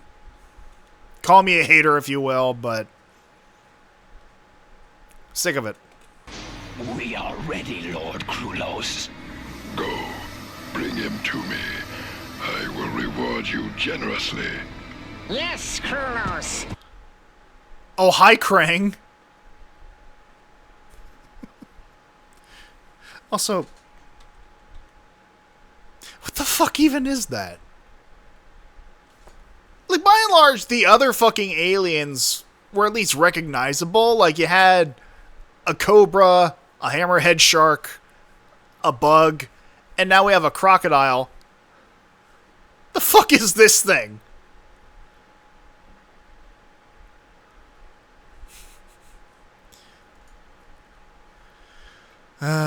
Well, regardless of anything else, he's a capitalist, and that's reason enough to fucking hate him. We are ready, Lord Krulos. Go. Bring him to me. I will reward you generously. Yes, Kronos. Actually, not even Krang. That's just fucking Waspinator. Waspinator, get new job. Soon the Tyrannosaurus Rex will be mine once again. This time, I will crush the Dino-Riders once and for all. I'll get you, T-Rex, next time! We're very fortunate to have the help of so many dinosaur friends. Indeed. None of this would have been possible without them. Come on now, move. Let's go, you stubborn tank.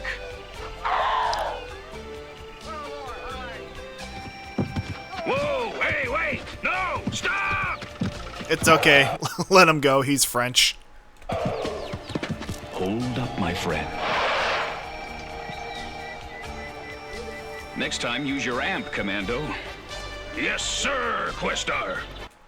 Fucking commando. Of course they have to have... We already had a guy who specializes in miniguns and had a fucking strip of ammo strapped to his chest. We need a commando as well. Of course, there are still a few problems to overcome. Questar! Tark! Over here! Look what this Pachycephalosaurus can do! It's amazing! All right now, let's show them. They had the same cadence of, wait a minute! Who are you?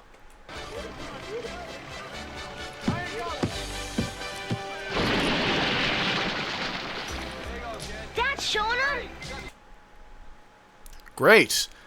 The thing we need more than anything else is a dinosaur with a fucking concussion. Questar, Tark, I give you Dimetrodon.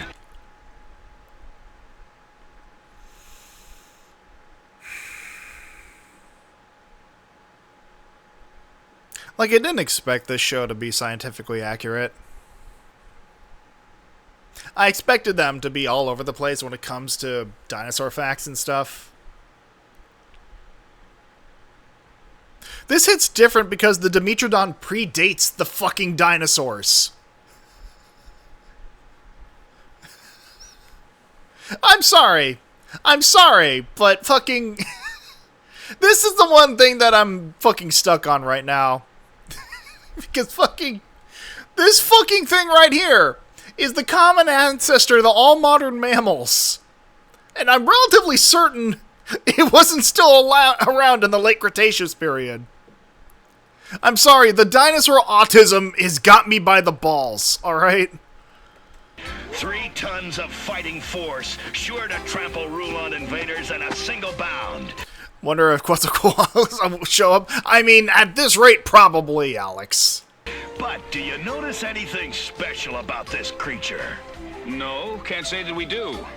Good. Otherwise, he'd be out of a job. Okay, Tag, show your stuff.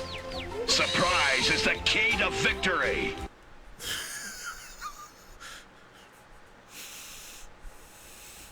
You know? Smile out. Oh, yeah, no, like, you joke, Alex. But I'm relatively certain, without dipping in the spoilers, that there will be an episode based around the Ice Age. Anyway. That's great, Gunner! Yeah, really great, Gunner. Now let's see what you can do with this. Suppose you tell me what it is.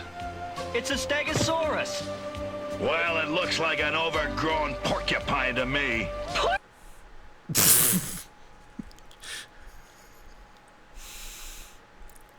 Sir, with all due respect, considering how much you hyped the overgrown fan, you have no room to talk. Porcupine. Yeah? Well, we found it taking on a Tyrannosaurus Rex. Why, he's a natural-born warrior. Okay, Gunner, Tag, take our newest warrior and see what you can do.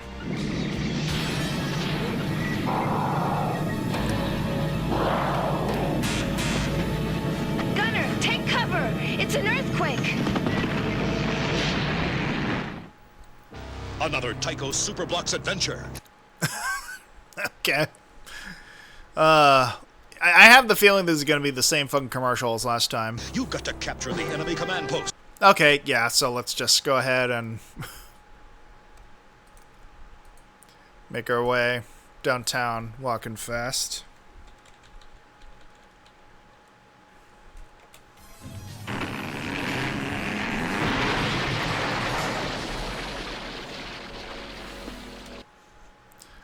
Well, good. Now we have a dead Stegosaurus. I owe you an apology, big fella.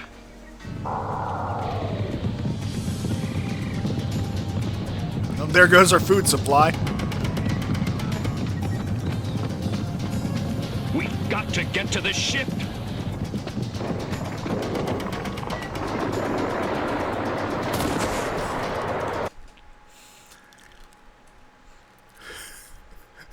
falling gracefully on a sea of air. The shots just remind me of Dingo Pictures. Yeah. Fucking belly flop your way to victory.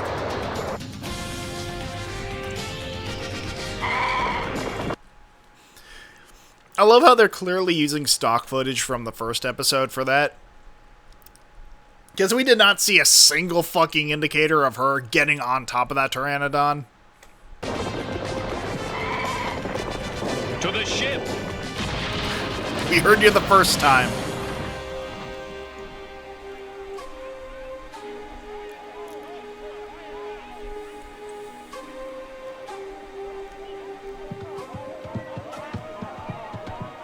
Youngstar, look!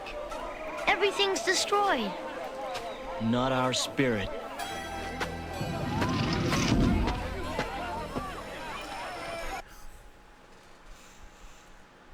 You know I invoked Mask earlier in the stream. That's where I'm gonna end that sentence. All right, calm down, everyone. Vector, what are we looking at? It's bad, Questar. About 70% damage to the ship and total destruction of our defense perimeters. All right, take some men and some pachycephalosauri. Start clearing the rubble out of the way. Only a few of the dinosaurs are left. The rest fled when the rumbling started. Oh my god!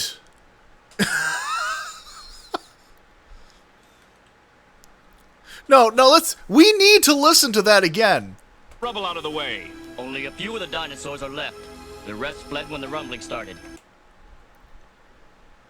Why did you pitch him up? Was it to speed him up with the fucking footage? Like, you... Okay. This is the fucking audio engineer in me coming out again.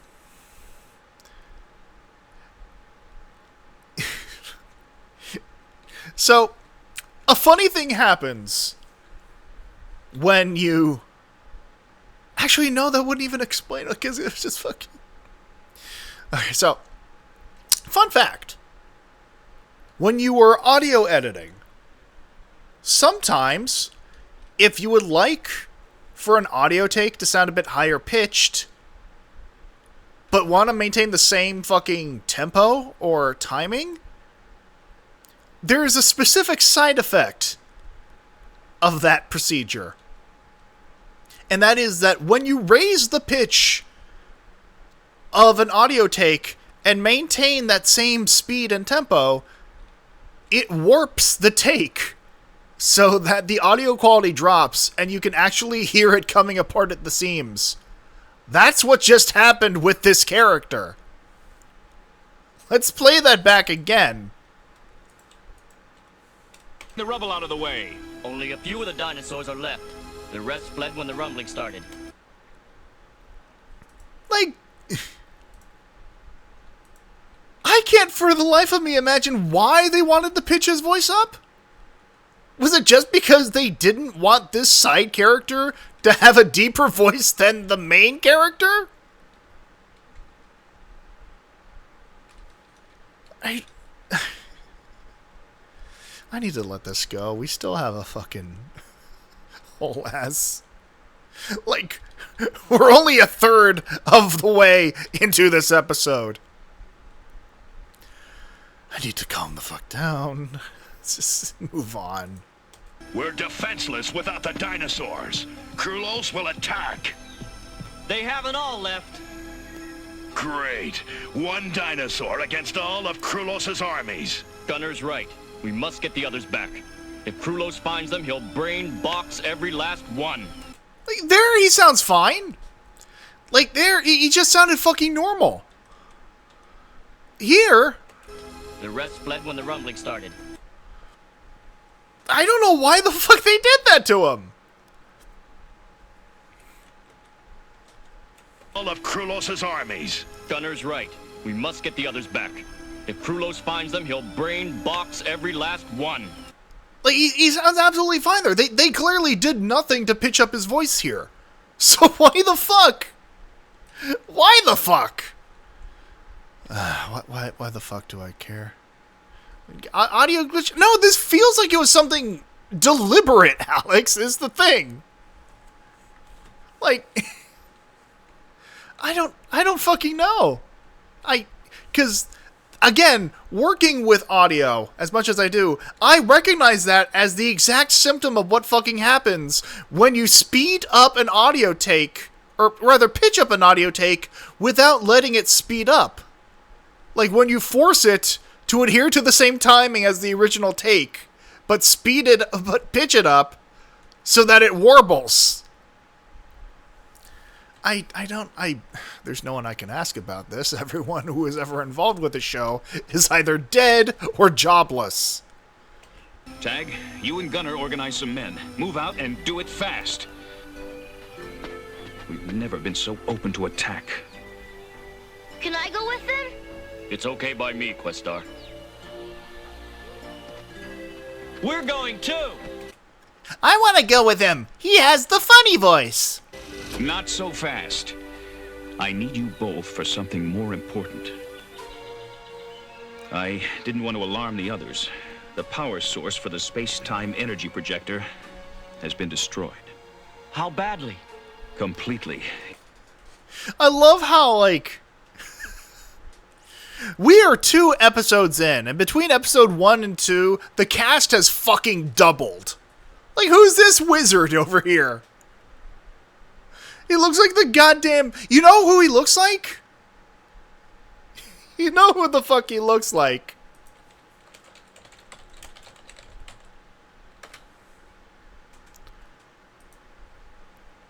Fucking... He looks like Magus from Gargoyles.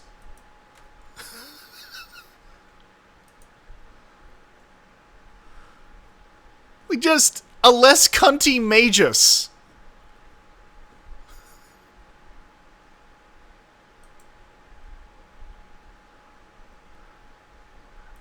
Looks like Nick Cage. Oh god, he does look like Nick Cage. You're right. It's just a gormless, emaciated Nick Cage. Oh my fucking god. Youngstar. But it gets worse. How badly? Completely, Youngstar. But it gets worse. If we don't unfreeze the STEP's generators, we may lose it forever. We need an alternate power supply. We need lava. Lava? But that means... Penetrating Rulon-controlled ground. Can you not say it like that? Can you please not? I was like, I know this happens all the time, like... I know what you are. Yeah, me too. And I know this happens all the time with fucking series between the pilot episode and, like, the first episode, quote-unquote. But, like what we saw before was technically labeled as episode 1. This is labeled as episode 2, and now Blind Grandpa's missing, and instead we have gormless, like, albino Nick Cage. Along with a whole new colorful cast of characters, like Tank and Commando and fucking Chochim from fucking Santa Claus Conquers the Martians over here. Now I understand. Tark here will be able to guide you through the least Rulon-infested region to the volcanoes. Okay, but don't make it too easy. I'd like to bash a few Rulons. In a fight, right? I can bash him.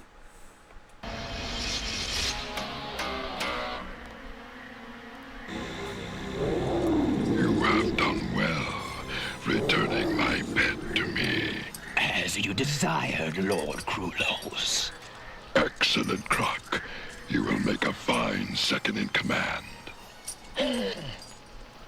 Tyrannosaurus Rex, the ultimate dinosaur warrior.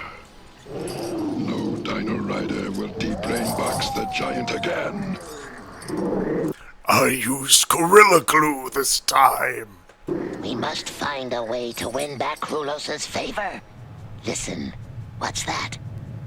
I hate this planet. It's another earthquake. I feel like we're having two different conversations. No, you fool. It's something else. What is it? What do you see? A golden opportunity, my bug-headed friend. Let me see. Let me see. Hey, what opportunity? I just see a bunch of dinosaurs. Of course you do, Ant Brain. If we bring them to Krulos, we shall resume our commands. Oh, yeah. There they are. We've got to catch them before they get too near the Rulon. Come on, let's go get them! Hey-ya! I mean, I'll still take that over. Yeah!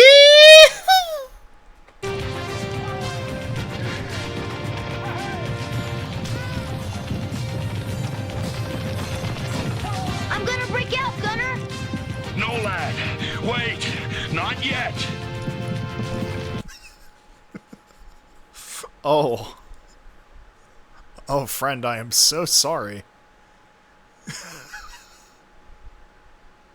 He is having a time of it.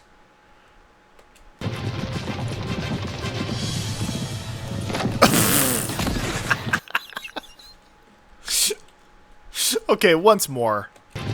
With feeling.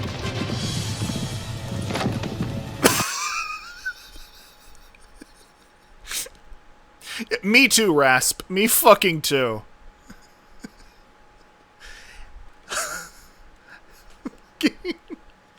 Holy shit! I'm gonna post this on WorldStar.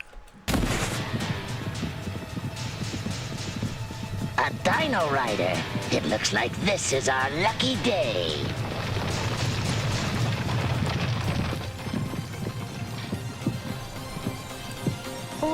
What happened?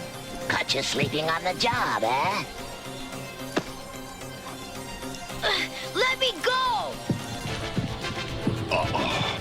Rulons. Gunner! Lad! Okay, but is his name literally just Lad? Also, they're having fucking fun, like, repitching the fucking Star Wars laser sounds here.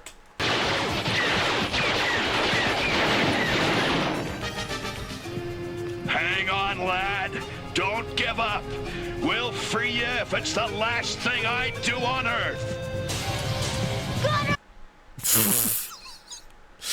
I love how the the phrasing of that just tickled me. Is like, we'll free you if it's the last thing I do on Earth. No one else in this camp matters. I don't know why I have a New York accent now.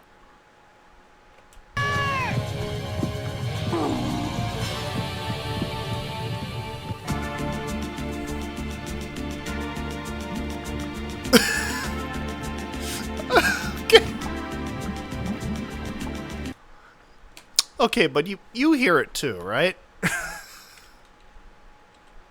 I can feel it calling in the air tonight. Like the fucking bedroom music here. This fucking soundtrack, man. Well, I guess literally. Oh, man. All right, one more blast and we're done. Ready. Charge.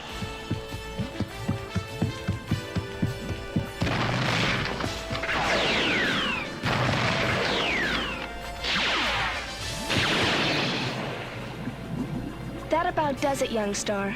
I think it's about time to head back.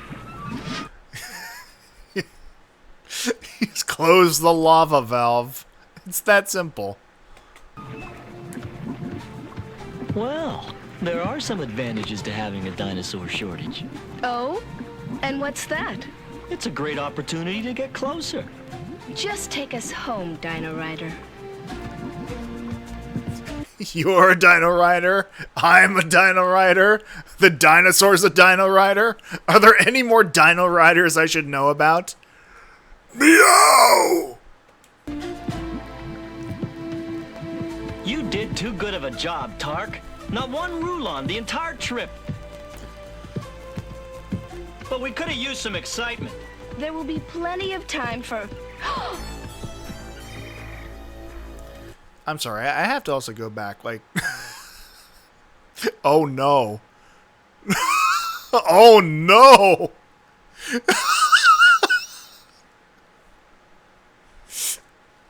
Okay. So Now, some of you might not see what's going on here.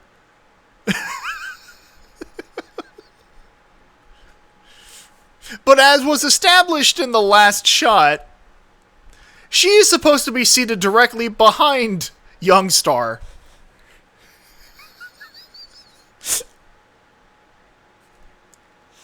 Oh no.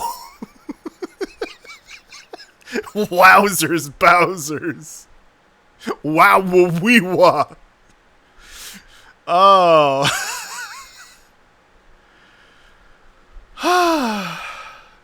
It was acceptable in the 80s. Fucking.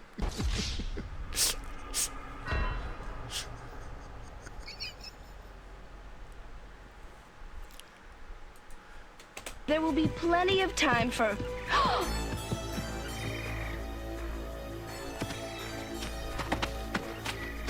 Serena, Youngstar, what is it? No, I know it's not, but it sounded like Matt Mercer trying to be a typical anime protag there. Serena, Youngstar, what is it? Will you look at this thing? Which thing? There are several things amiss. There's several things amiss in the situation, Serena.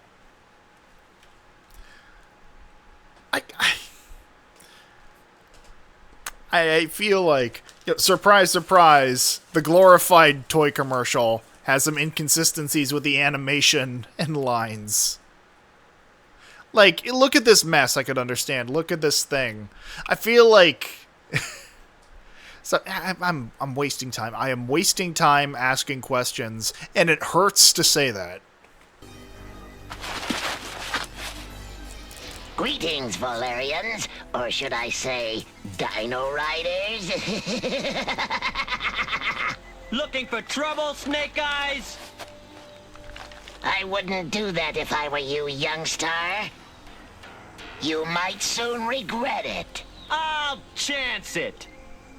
I have a message for Questar from Krulos. Krulos has nothing to offer us. Don't be so hasty, Dino-Rider. I'm sure you'll be very interested in our, offer. Bring the Dino-Rider to me. Let me go! Let me go! Lad, but how? I'll get you for this, Rasp! Of course you will, Youngstar. Now listen and listen good. If Questar ever hopes to see your Dino-Rider friend again, he will deliver the space-time energy projector to Krulos at once. They're here. They're here. The TV people.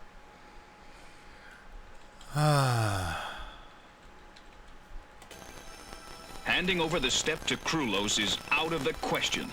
Oh God, it's crunchy. Also, there's Blind Grandpa. Oh God. I really hope we don't have to deal with this crunch for the rest of the episode. But then again, it was, in fact, acceptable in the 80s. We cannot risk a Rulon invasion, Questar. We must stall for time. Besides, they'd kill Lad for sure. I say we go in and get him! But how? And with what? Our dinosaur army is gone. Probably brain-boxed as we speak. If we don't do as Krulos asks, he'll be at our front door in no time. Krulos is not waiting for our reply. He only hopes to catch us off guard. Questar, let me show you my plan.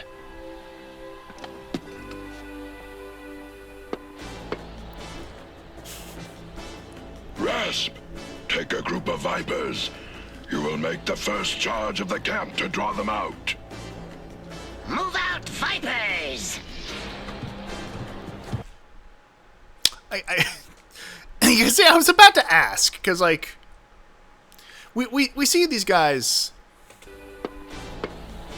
standing on solid ground here, or so it appears. They're around the volcano. The red stuff is clearly the lava, right? Rasp, take a group of Vipers. You will make the first charge of the camp to draw them out. Move out, Vipers! Is that not the lava they're standing on?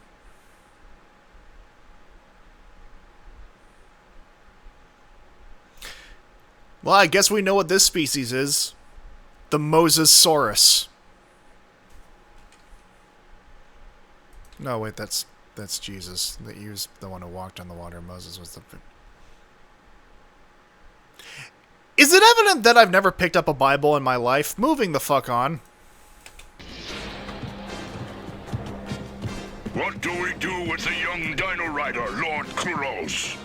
Guard him, Antor, and make sure he doesn't escape.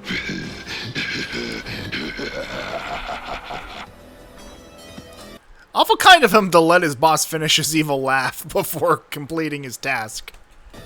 Brilliant, Lord Krulos. While Questar considers your ransom, We launch a surprise attack and seize the step anyway. I'm sorry. Once again, the media critic in me. brilliant, Lord Krulos. While Questar considers your ransom, We launch... So they clearly, I guess, didn't have the full animation for the Waspinator guy's line. So they just paused on this screenshot for the crocodile guy. Launch a surprise attack. And then cut to the fucking... the other guy walking up. Oh my fucking god. And seize the step anyway. Are you supposed to be a starfish, motherfucker? What are you?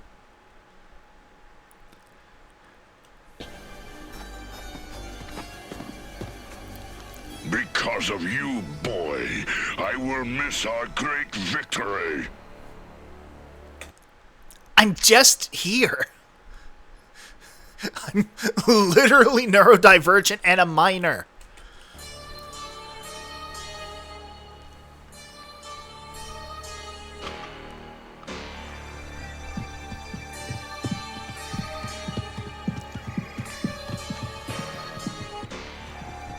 Icon was right. Krulos moves fast. Go ahead and activate Project Stealth. We're counting on you. Yes, sir. Okay, let's move them out. We just got our marching papers.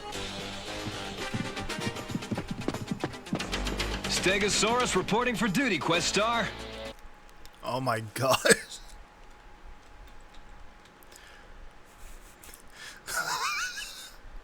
It's full body diaper. I mean, at least he can sit down. Which is more than I can say for the other egg.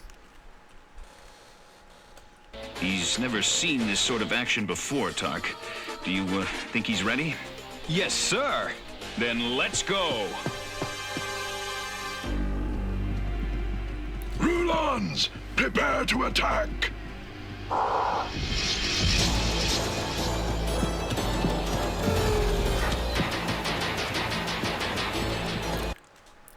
What in the fuck?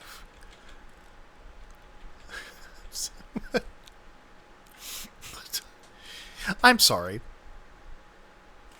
I'm sorry, I don't know why I am so obsessed with the shape of this gun. I don't know why I am obsessed with the fact that both barrels of this laser gun are crossing over into one big red tip.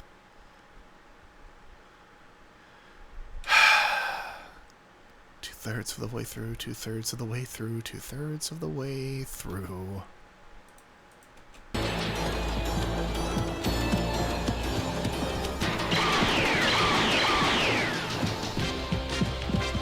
Dimetrodons! We can capture them and use them for the attack. There's not time, Croc. The step is almost in my grasp. Oh, okay.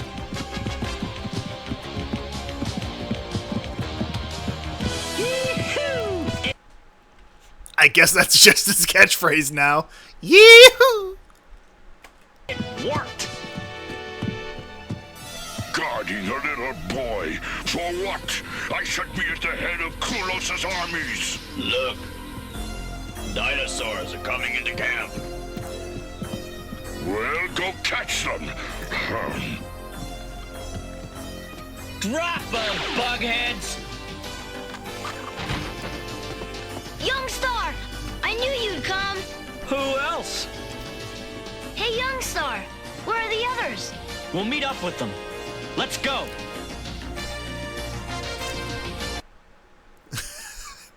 And suddenly they have hands. The hands of plot convenience. Because, like, here they have the Pinchies. They have the Bug Claws. And then here, I mean, once again, I realize I'm asking and expecting a bit too much from a glorified 80s toy commercial. I understand that. That doesn't make it any easier to watch.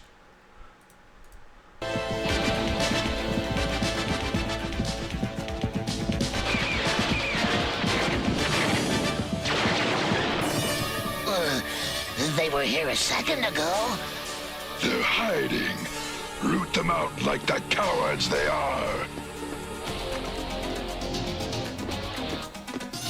They've taken away the step. Boy, the same... They use the same animation again!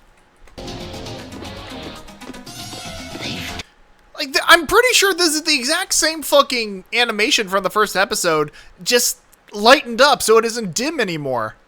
Taken away the step. I could be wrong. I could absolutely be wrong. But I don't care enough to check. I just want to get this fucking over with.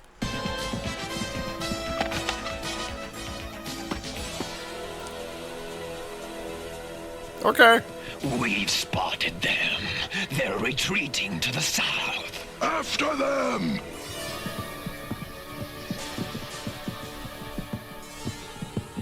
Just through the pass, boy. Tark, ready with Project Landslide. Go at your signal, Questar. Rulons! Charge! Destroy them!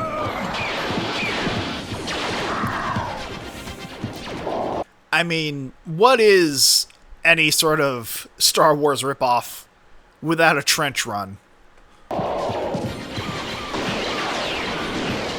Okay, Stegosaurus. Let's see you bring that Tyrannosaurus Rex down. Your laser guns are useless, Questar! This is a battle of the beast! They finally remembered the rotting fucking dinosaurs. Goddamn. This dog is... Yeah, no, they are both fucked up dogs.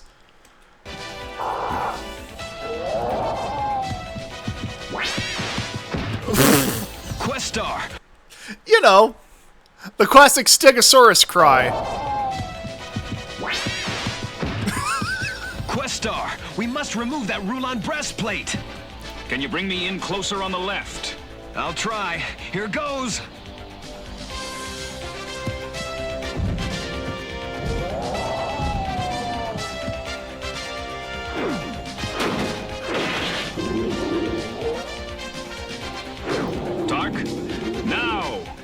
go with Project Landslide.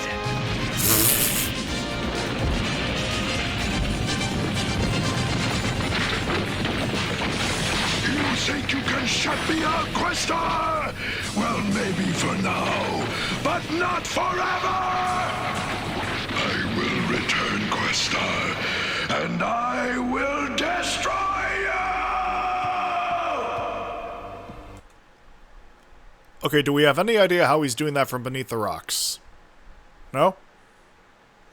I'm sure we got him. You see, my friend, you have challenged the fiercest of foes and won. Well, I guess it's the everyone talks in reverb hour.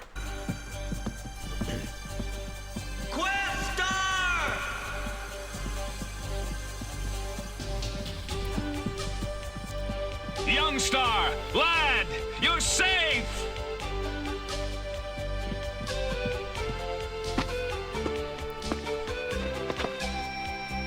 You should have seen it, Questar. Youngstar barreled in behind Rulon Mines. They didn't know it hit him. Great work, all of you. I just wish you could have seen Stegosaurus battle the Tyrannosaurus Rex. I'm sure we'll see it in the reruns. I knew he'd be a great warrior. Of course! He's a Dino-Rider! He's not! He definitively is not! He is the dino being ridden! You fuck! Go take your three-pointed jaw somewhere else.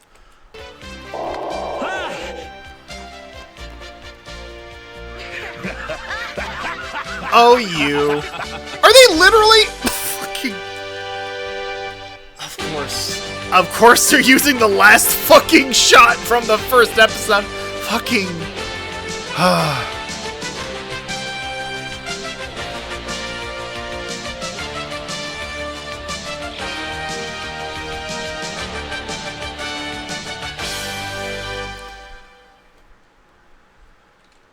fucking amazing.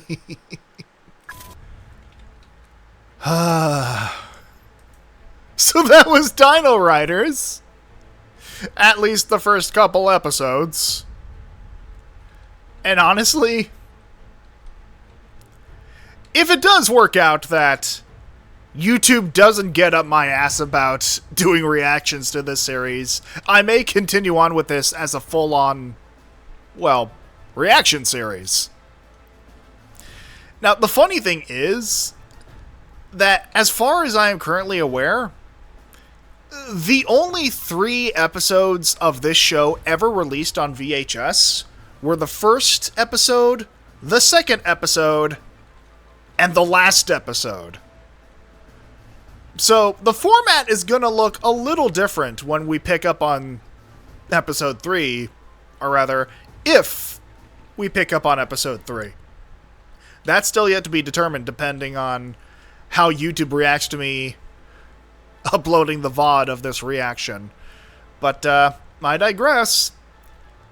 I think we have found a suitable successor to my Masked Rider reaction series. As always, I want to thank everyone who came by to bask in my misery. Oh, the misery. Everybody wants to be. Anyway. I appreciate you all dropping by, and I hope that you will drop by tomorrow as well for whatever it is I pick up for whatever / on a whim Wednesday. But until then, take care of yourselves, drink plenty of water, because summer is not going without taking many of us with us. And unlike the people who made this fucking show, always remember to fucking think.